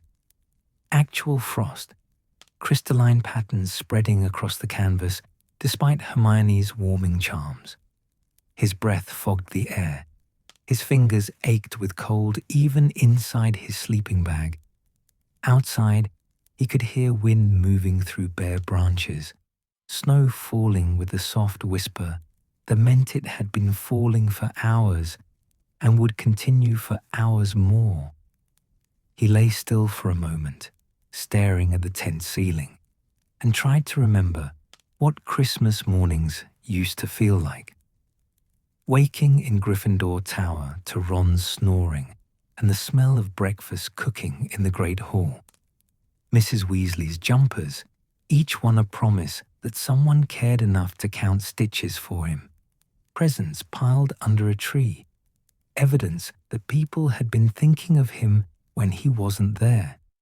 That world felt impossibly distant, like something that had happened to someone else in a different lifetime, before the war made everything complicated and cold. "Happy Christmas," Hermione said from her bunk. Her voice was carefully neutral, neither cheerful nor miserable, just stating a fact. It was December 25th, technically our holiday. Whether there was anything happy about it remained debatable. "Yeah," Harry said. "You too." They dressed in layers, everything they owned basically, plus the clothes they'd taken from others, the spoils of survival. Harry pulled on 2 jumpers, both from Mrs. Weasley from previous years, the wool stretched and worn but still warmer than anything else he had. The top one was maroon with an H that was starting to unravel. The bottom was green, the horntail's golden thread dulled with wear. Hermione emerged from behind the partition she'd erected for privacy, wearing at least 3 jumpers herself, her hair pulled back severely, her face thin and tired. She'd lost weight they couldn't afford to lose. They both had. Food was scarce, and what they could find or steal wasn't enough. Harry's trousers hung loose on his hips, held up by his belt cinched to its tightest notch. She tried to make the tent festive. Harry noticed it as he fully woke. Small touches that must have taken effort. A sprig of holly she'd found somewhere, placed in a tin cup on their makeshift table. The wireless positioned prominently despite them rarely turning it on anymore. The risk of being tracked too high. A candle that smelled faintly of cinnamon, probably charmed to last longer than it should. "You didn't have to," Harry started. "I wanted to," Hermione interrupted, her voice firm. "It's Christmas. We can't just ignore it." But ignoring it felt safer somehow. Acknowledging Christmas meant acknowledging everything they'd lost every year before this that had been full of warmth and abundance and safety. Meant feeling the absence of Ron like a wound that wouldn't heal, the empty space where he should be sitting, the jokes he'd be making, the way he'd be complaining about the cold while simultaneously insisting they'd be fine. They ate breakfast in silence. Stale bread Hermione had managed to transfigure into something approaching edible, and tea made from melted snow and tea bags they'd been reusing for days. The tea was weak and barely warm, but it was liquid and it was something to hold, and that counted for something. "I tried to think of where we were last Christmas," Hermione said, wrapping her hands around her cup. "It seems impossible that it was only a year ago. The Burrow, and everyone was there. Fred made that joke about the turkey being related to Errol, remember? And Mrs. Weasley got so cross she threatened to not serve pudding." Harry remembered. The Burrow had been crowded and loud and warm in a way that seemed like fantasy now. Fred had been alive. Ron had been speaking to him. They'd all been together, a unit, certain that whatever came next, they'd face it as a family. "That was before," Harry started, then stopped. "Before Dumbledore died. Before they'd learned about Horcruxes. Before the Ministry fell and everything went wrong and they'd ended up here, in this frozen forest alone." "I know," Hermione said quietly. They sat with their weak tea and their stale bread and the howling absence of everything that should have been there.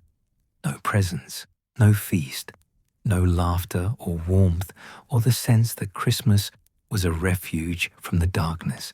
just survival, stretching endlessly forward, each day identical to the last. "We should probably move the tent," Harry said eventually. "We've been here 4 days. That's too long." Hermione nodded, though her face showed the exhaustion of the prospect.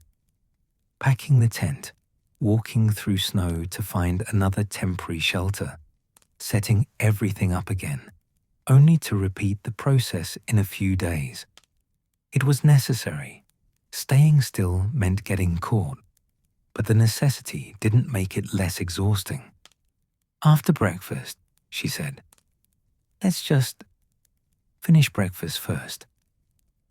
They'd learned to take small moments when they could, to sit for an extra 5 minutes with weak tea, to appreciate a candle that smelled like cinnamon, to acknowledge Christmas, even when there was nothing to celebrate, because the alternative was surrendering entirely to the despair the locket wanted them to feel. The locket. Harry could feel it even now, pressed against his chest under layers of clothing. It whispered constantly, quiet suggestions that felt like his own thoughts until he paid attention, until he noticed the voice wasn't quite his own. "Hermione's useless. Ron abandoned you because you're not worth staying for. You'll fail. Everyone you love will die, just like your parents died. Useless and weak and—" Harry pulled the locket out from under his jumpers, the metal cold enough to burn. The silver caught the candlelight, the serpentine S seeming to writhe even though it was just a reflection, just a trick of light and exhausted eyes. "Do you want me to take it?" Hermione asked. They'd developed a rotation, swapping the locket between them to share its poison. It was worse for whoever wore it, but leaving it unworn felt like admitting defeat. "Not yet," Harry said. "I've got a few more hours." "Harry." "I'm fine." He wasn't fine. Neither of them were fine. But fine was relative now, measured against impossible standards. Fine meant alive. Fine meant still moving forward. Fine meant not giving up entirely despite every reason to do so. After their meager breakfast, they began the familiar routine of packing. Hermione was methodical, checking every corner of the tent, making sure nothing was left behind. Harry folded blankets with numb fingers, his movements automatic from repetition. "I was thinking," Hermione said carefully, "that maybe we could visit, just for a few hours, somewhere familiar. Not the burrow, obviously, that's too dangerous, but somewhere that feels less desolate." "Like where?" "Godric's Hollow." The name hit Harry like a physical blow. Godric's Hollow, where his parents had lived, where they died, where his story had really begun, even if he couldn't remember it. "Hermione, I know it's dangerous, but it's Christmas, and you've always wanted to see where they lived. And maybe someone's left flowers or something on the grave. Maybe it would help to see that people remember them." Harry wanted to argue, wanted to point out all the ways this could go wrong, all the risks they'd be taking. But underneath the fear was something else, a desperate hunger to connect with his parents, to stand where they'd stood, to acknowledge their existence on Christmas Day in a way that felt real and solid. "Just for an hour," Hermione pressed. "We'll be careful. We'll use polyjuice if we have to. But Harry, we can't just survive. We have to remember why we're surviving, what we're fighting for." So they went. The journey to Godric's Hollow took most of the morning, apparating in careful stages, checking constantly for pursuit. The village appeared through falling snow, like something from a fairy tale. Christmas lights in windows, wreaths on doors, smoke rising from chimneys, It looked peaceful and innocent, unaware of the war raging beyond its boundaries. They walked the streets under Polyjuice, Hermione having transformed them into a middle-aged couple she'd seen in a cafe weeks ago. Harry felt wrong in the borrowed body, too tall and too heavy, his movements unfamiliar. But it was safer than being himself, safer than being Harry Potter walking through the streets where his parents had died. The graveyard was at the edge of the village, its gates open, snow covering the stones and paths. They entered quietly, reverently, reading names on graves as they passed. Generations of wizarding families, all laid to rest in this small plot of earth. Harry found his parents' grave almost by accident. Just a simple stone, not particularly large or ornate, with their names and dates and a quote. "The last enemy that shall be destroyed is death." He stood staring at it, snow falling on his shoulders, his breath fogging the cold air. James and Lily Potter, his parents, dead at 21, younger than Bill Weasley, younger than anyone Harry really knew well. They'd barely had a chance to live before Voldemort had taken everything from them. Someone had left flowers, fresh ones, recently placed, magic keeping them from freezing. Someone had been here, had remembered them, had thought James and Lily Potter mattered enough to mark the day. "Harry," Hermione whispered, and he realized he was crying. The tears were cold on his cheeks, freezing almost as soon as they fell. They stood there for a long time, just being present with the truth of it.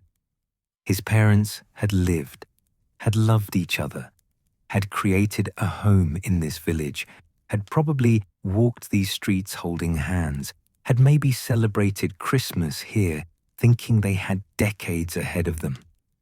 And then Voldemort had come, and everything had ended, and Harry had been left with nothing but a scar and the weight of being the boy who lived.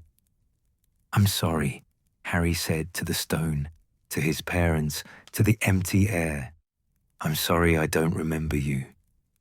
I'm sorry I can't visit more often. I'm sorry for—" His voice broke. Hermione's hand found his, squeezing tight. What happened next came so fast, Harry barely processed it. The old woman appearing, asking to see Bathilda Bagshot's house. The growing unease as they followed her through dark streets. The cottage that smelled wrong, felt wrong, every instinct screaming danger even as they climbed the stairs. And then, the snake, Nagini, bursting from the old woman's body, attacking with venomous fury. Harry's wand flying from his hand, Hermione's scream, the room exploding with magic and chaos and terror. They ran. Somehow, miraculously, they ran. Harry nearly dead from Nagini's venom, Hermione dragging him through snow, apparating blind, landing somewhere, anywhere, collapsing in a heap as the poison burned through Harry's veins. The tent appeared around them, Hermione's magic working on desperate instinct. Harry lay on the floor convulsing, his body rejecting the venom, his scar burning like someone was pressing a hot iron to his skull. He could hear Hermione crying, her hands on him, trying healing charms that barely worked, her voice breaking with each failed attempt. "Don't die, don't die, please don't die." But he didn't die. Slowly, agonizingly, the venom worked its way out, or was pushed out by the magic in his blood. He didn't know which. The convulsions stopped. The burning in his scar faded to a dull ache. He could breathe again without feeling like his lungs were full of fire. "Your wand," Hermione said, her voice hollow. "Harry, your wand." He knew before she said it, could feel the absence even through the lingering pain. His wand, Holly and Phoenix Feather, the brother to Voldemort's wand, the one that had chosen him in Ollivander's what felt like a lifetime ago, was broken. Hermione showed him the pieces. The wood had snapped cleanly, the phoenix feather core visible, the magic that had sustained it for 7 years now gone, dead, irreparable. Harry stared at the pieces in Hermione's trembling hands and felt something crack inside him that had nothing to do with physical pain. His wand, his first wand, the one that had helped him survive everything, Quirrell and the basilisk and dementors and dragons and everything else. The wand that had connected him to his parents through its shared core with Voldemort's. Gone. "I'm sorry," Hermione sobbed. "I'm so sorry. I tried to fix it, but it won't. The magic won't. I'm sorry."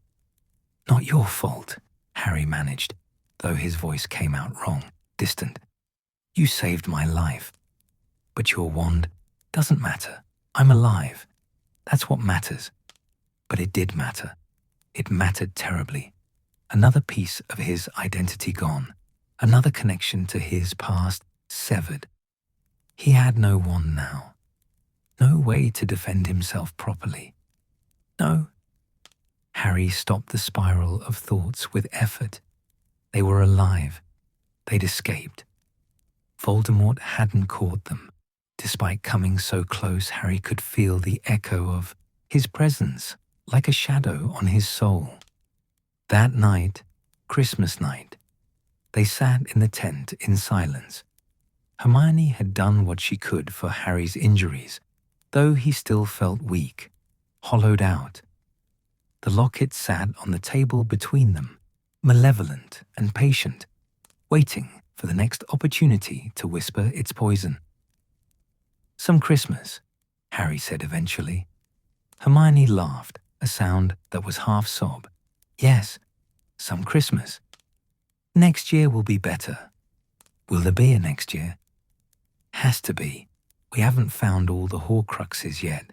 Can't die before finishing the job."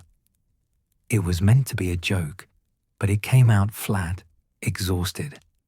Hermione looked at him across the small space, her eyes red from crying, her face still streaked with tears and dirt and blood from their escape.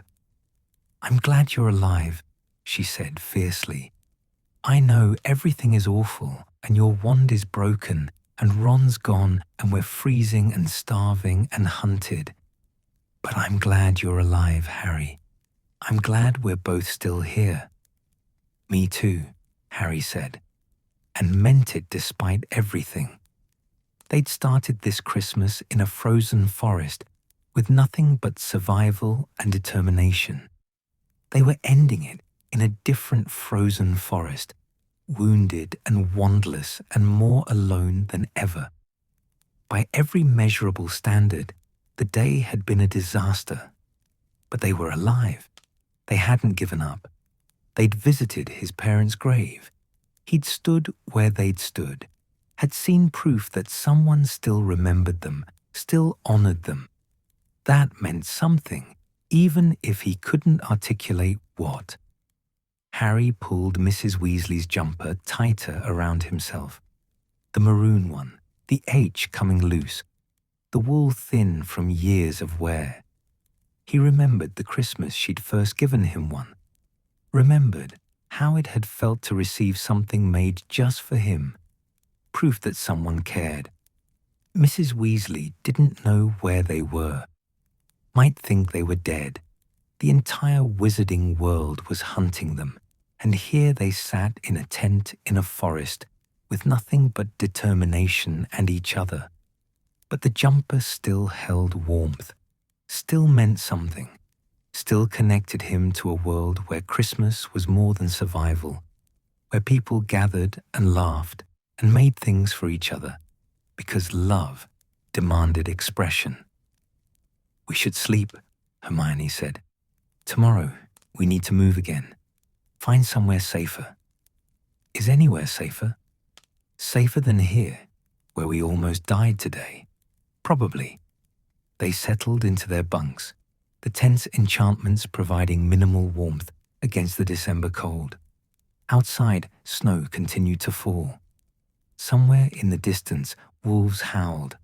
The world was dark and dangerous and actively trying to kill them. But they'd survived Christmas. Barely, painfully, at terrible cost, but survived nonetheless.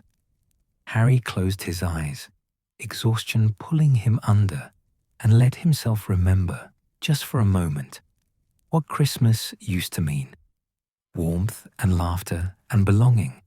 The promise that no matter how dark things got, there would be light again. He had to believe that. Had to trust that this frozen, terrible Christmas was temporary, that they'd survive long enough to see warmth again.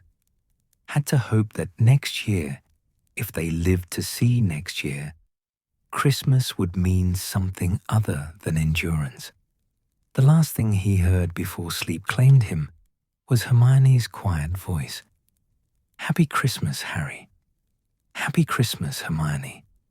And despite everything, the cold, the fear, the loss, the impossible odds, there was something almost defiant in the words, a refusal to surrender entirely to despair, a stubborn insistence that Christmas mattered, that remembering joy mattered, that holding on to hope mattered even when hope seemed foolish.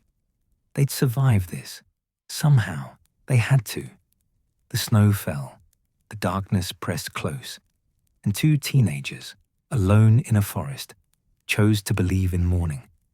The burrow looked different in the winter light of December 1998, and it took Harry a moment to understand why.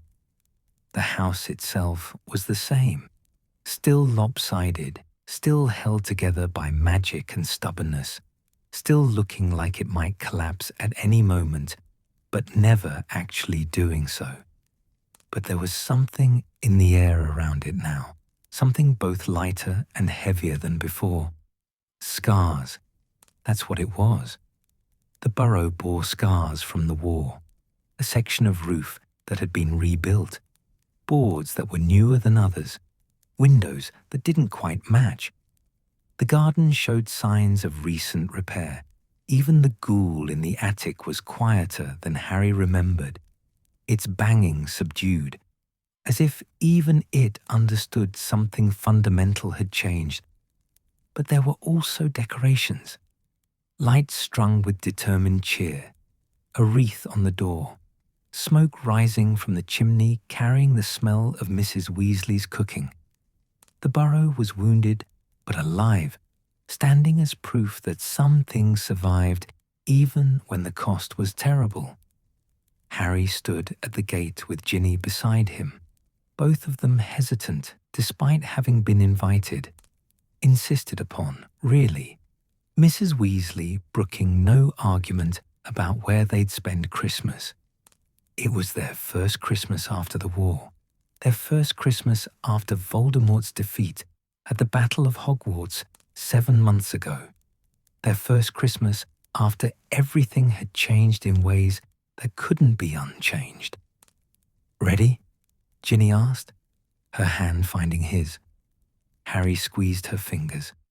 "As I'll ever be." They walked up the path together, snow crunching under their boots. The door opened before they could knock, Mrs. Weasley appearing with flour on her apron and tears already forming in her eyes. "Harry dear," she said, pulling him into a hug that smelled like cinnamon and ginger and home. "Oh, I'm so glad you're here. Come in, come in. You must be frozen." The burrow's interior was warm and crowded, and loud in the way Harry remembered. Ron was arguing with Hermione about something near the fireplace. Some things never changed.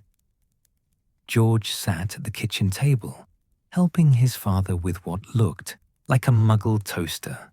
Though his usual manic energy was subdued, his jokes landing differently than they used to. Bill and Fleur were there with baby Victoire, who gurgled happily in her mother's arms. Charlie had come from Romania, looking sun-bronzed and out of place in England's winter. Percy sat somewhat apart, still working his way back into the family's good graces, his reconciliation ongoing and complicated.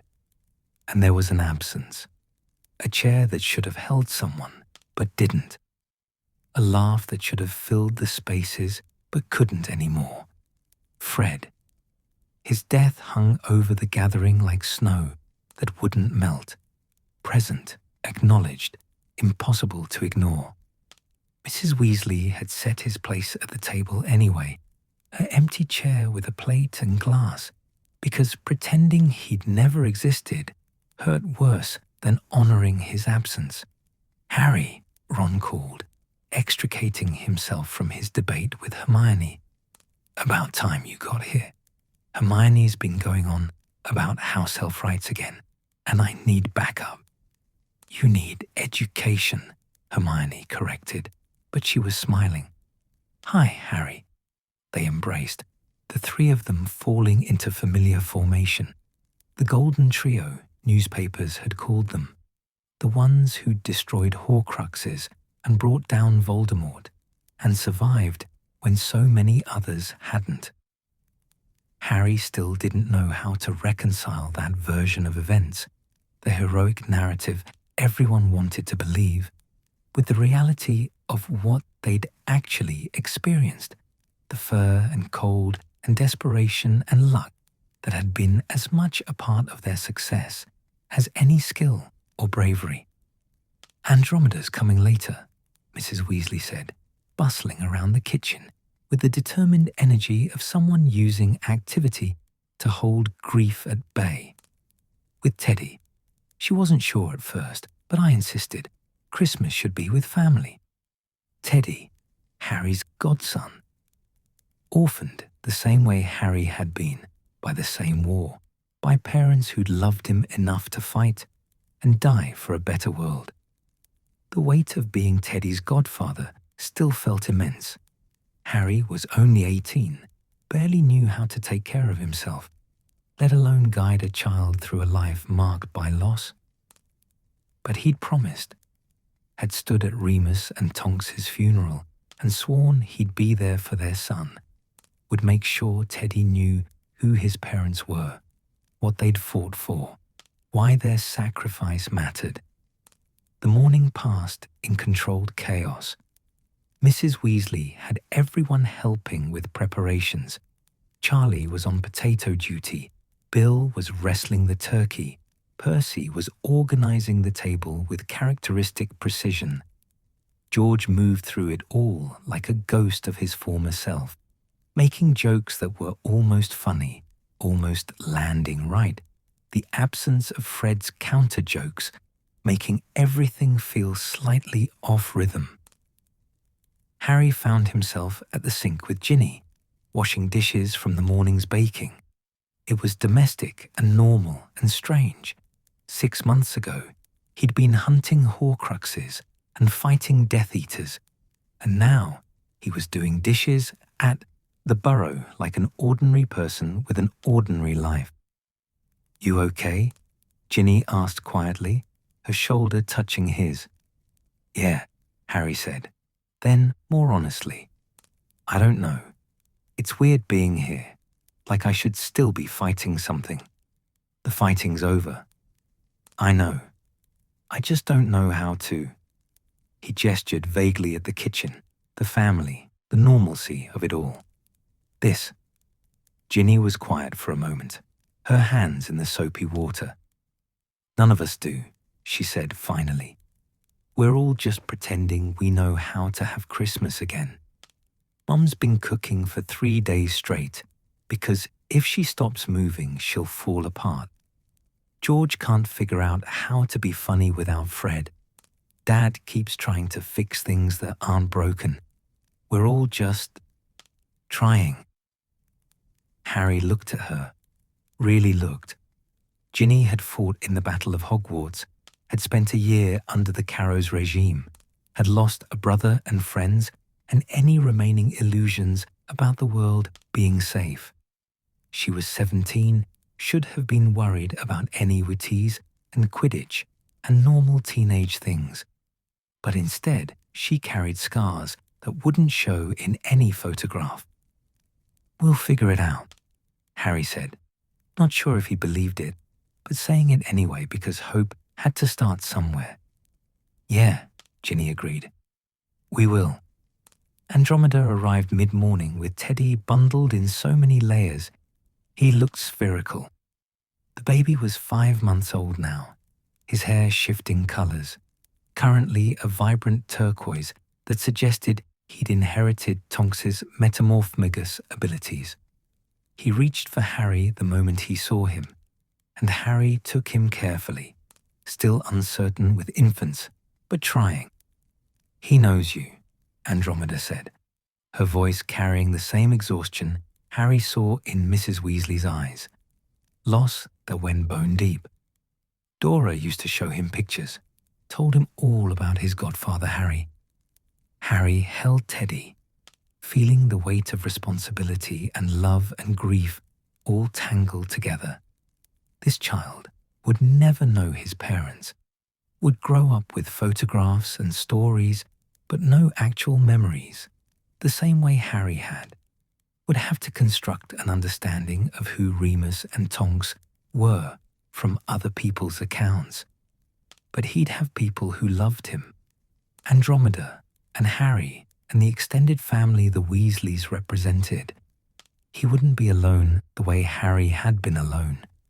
That had to count for something.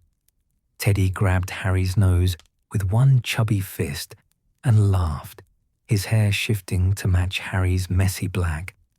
Everyone cooed, and for a moment the grief lifted slightly, replaced by the simple joy of a baby being delighted by his own existence. Christmas dinner was both wonderful and terrible. Mrs. Weasley had outdone herself.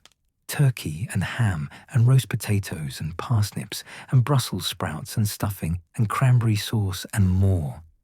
An abundance that felt defiant. They crowded around the extended table, chairs pressed close, everyone talking over each other in that way large families did. But Fred's empty chair sat in the middle of it all, impossible to ignore.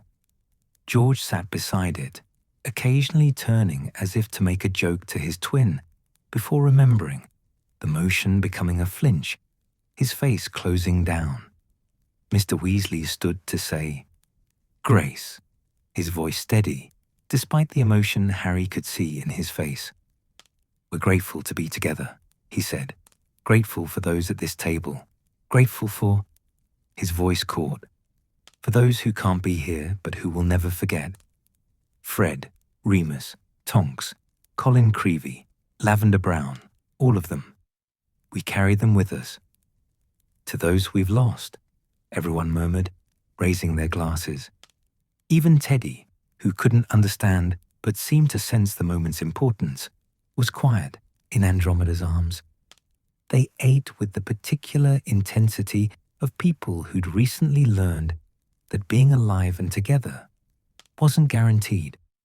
Harry filled his plate and then filled it again, tasting everything, appreciating flavors in a way he hadn't been able to during the war, when every meal had been survival rather than celebration.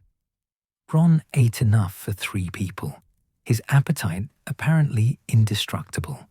Hermione ate more delicately, but with obvious enjoyment, occasionally reaching under the table to hold Ron's hand in a way that suggested their relationship had finally, officially, moved past just friends territory.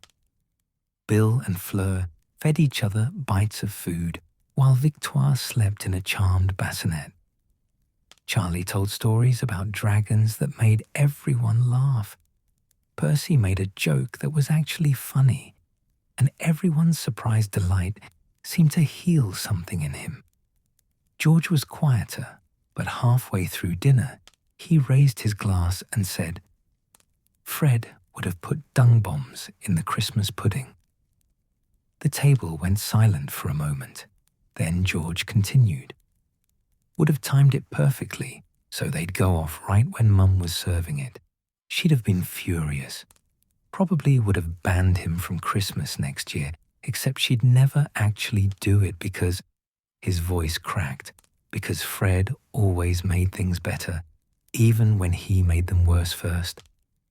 Mrs. Weasley was crying openly now, and so was Ginny. And Harry found his own vision blurring. George wiped his eyes roughly and raised his glass higher. So here's to Fred, to the chaos he made and the laughter he caused and the hole he left that nothing's ever going to fill. We miss you, you git. To Fred, everyone echoed, and the words were both celebration and grief, joy and sorrow, everything tangled together in the way life after loss had to be. After dinner, while Mrs. Weasley served Christmas pudding, undung-bombed, Harry found himself outside with George. They stood in the garden, breath-fogging the cold air, looking at the stars beginning to appear in the darkening sky. "Do you think it gets easier?" George asked. "Missing him?" Harry thought about his parents, about Sirius and Remus and Tonks and Dobby and all the others he'd lost. "I don't think it gets easier," he said, honestly. "I think you just get used to carrying it. The weight doesn't get lighter, you just get stronger." George nodded slowly. "That's deeply unsatisfying as an answer." "Yeah, I know." They stood in silence for a while. Then George said, "Thanks for being here, for coming back, for—" he gestured vaguely, "everything." "Wouldn't be anywhere else," Harry said, and meant it. Inside, the party had moved to the living room. Someone had started playing music, the Weird Sisters on the wireless, their newest album. Ron and Hermione were dancing badly, stepping on each other's feet and laughing about it. Bill was showing Charlie something in a photograph. Percy was reading to Victoire from a children's book about magical creatures, his voice surprisingly gentle. Andromeda sat in an armchair with Teddy asleep on her chest, looking exhausted and peaceful and sad all at once. Mrs. Weasley was distributing presents from under the tree. Not the traditional family tree from Christmases before, but a tree nonetheless, decorated with ornaments both old and new. Some were Fred's creations, joke items that occasionally went off with mild explosions or color changes. Mrs. Weasley had kept every single one. Harry's pile of gifts included, as always, a Weasley jumper. This year's was dark blue with a stag embroidered on the front in silver thread. His Patronus, the form his father had taken as an animagus, a connection to legacy and love that made Harry's throat tight.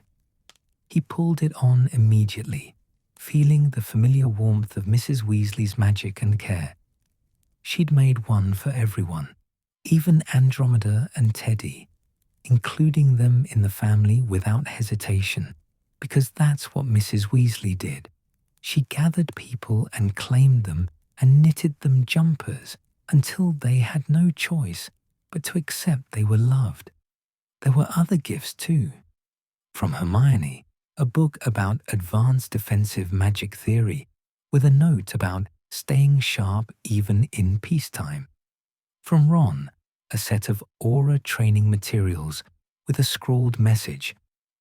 "Since we're both doing this daft thing, might as well be prepared." From Ginny, a small photograph of the two of them at the Burrow last summer, before school started, before everything got complicated, just them smiling at each other like the world was full of possibilities. From George, a box of Weasley's Wizard Wheezes products with a note, "Fred would want you to have these. Use them wisely, which means use them to cause maximum chaos. Make him proud." Harry opened each gift carefully, feeling the weight of being remembered, being thought of, being included in this family that had claimed him years ago and never let go. As the evening wound down, Harry found himself holding Teddy again. The baby was awake now, his hair cycling through colours, turquoise to pink to orange to something approaching Harry's black. He grabbed at Harry's glasses, fascinated by the way light reflected off them. "You're going to be okay," Harry told him, quietly. "I know it doesn't feel like it's possible right now. Well, you don't know that yet. You're a baby. But you're going to be okay. You've got people who love you. Your mum and dad loved you so much they died fighting for a world where you'd be safe. And the rest of us, we're going to make sure you know that. Know them. Know how much you mattered to them." Teddy gurgled and grabbed Harry's nose again, apparently satisfied with this explanation. Ginny appeared beside him, resting her head on his shoulder. "You're good with him." "I'm terrified. I'm going to drop him." "You won't. And even if you did, he's basically made of rubber at this age. Babies bounce." "That's terrible advice." "I'm the youngest of 7. I know about babies bouncing." They stood together, Harry holding his godson, Ginny warm against his side, the burrow alive with family around them. Outside, snow began to fall again, soft, gentle, covering the scars in the garden with temporary white. The world was still broken in places, still healing from wounds that would take years to fully mend. People were still grieving, still learning how to laugh again, still figuring out how to live in a world without Voldemort's shadow, but with the scars his war had left. But here, in this moment, there was warmth, there was family, blood and chosen, mixed together until the distinction didn't matter. There was food and laughter and babies who represented hope and futures that hadn't been guaranteed. There was Christmas, imperfect but real, marked by absence, but also by presence, by grief, but also by love. Later that night, after most people had gone to bed or returned home, Harry stood at the window of Ron's room. His old room too, in a way. The place he'd stayed so many times over the years that it felt like his as much as Ron's. The burrow was quiet now, settling into sleep, the day's energy fading into peaceful exhaustion. He thought about all his Christmases, the cold ones at Privet Drive, watching from the outside.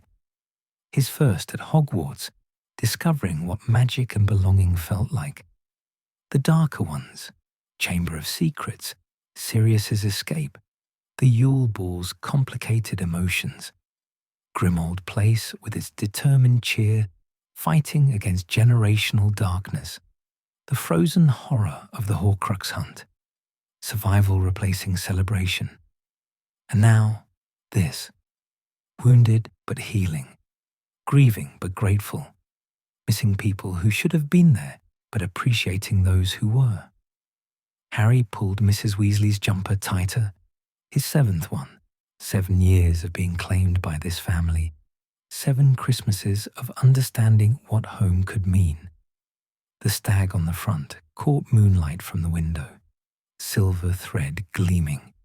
His parents were gone. Sirius and Remus and Tonks were gone. Fred was gone. So many people who should have been here sharing this warmth weren't. But Harry was here. Ron and Hermione were here. The Weasleys were here, battered but intact.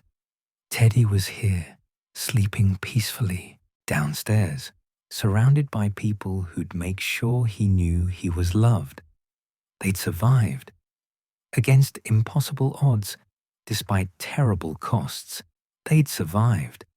And tomorrow, they'd wake up and keep surviving, would keep healing, keep building, keep learning how to live in the world they'd fought for, would keep honoring the dead by choosing life, by finding joy even when joy felt impossible, by being present for each other when presence was all they could offer.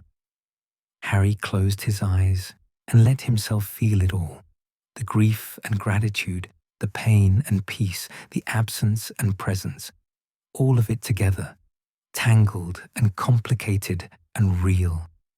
This was what growing up meant, he thought, not just surviving, but learning to hold both sorrow and joy, learning to celebrate even when celebration hurt, learning that home wasn't a place but the people who chose to stand with you, who made you jumpers and held your godson and welcomed you back year after year, no matter how broken you returned. The snow fell softly outside. The burrow held them all in its crooked embrace. And Harry Potter, the boy who lived, chose to be grateful for this imperfect, precious, hard-won Christmas. He was home. Finally, fully, he was home. And that was enough.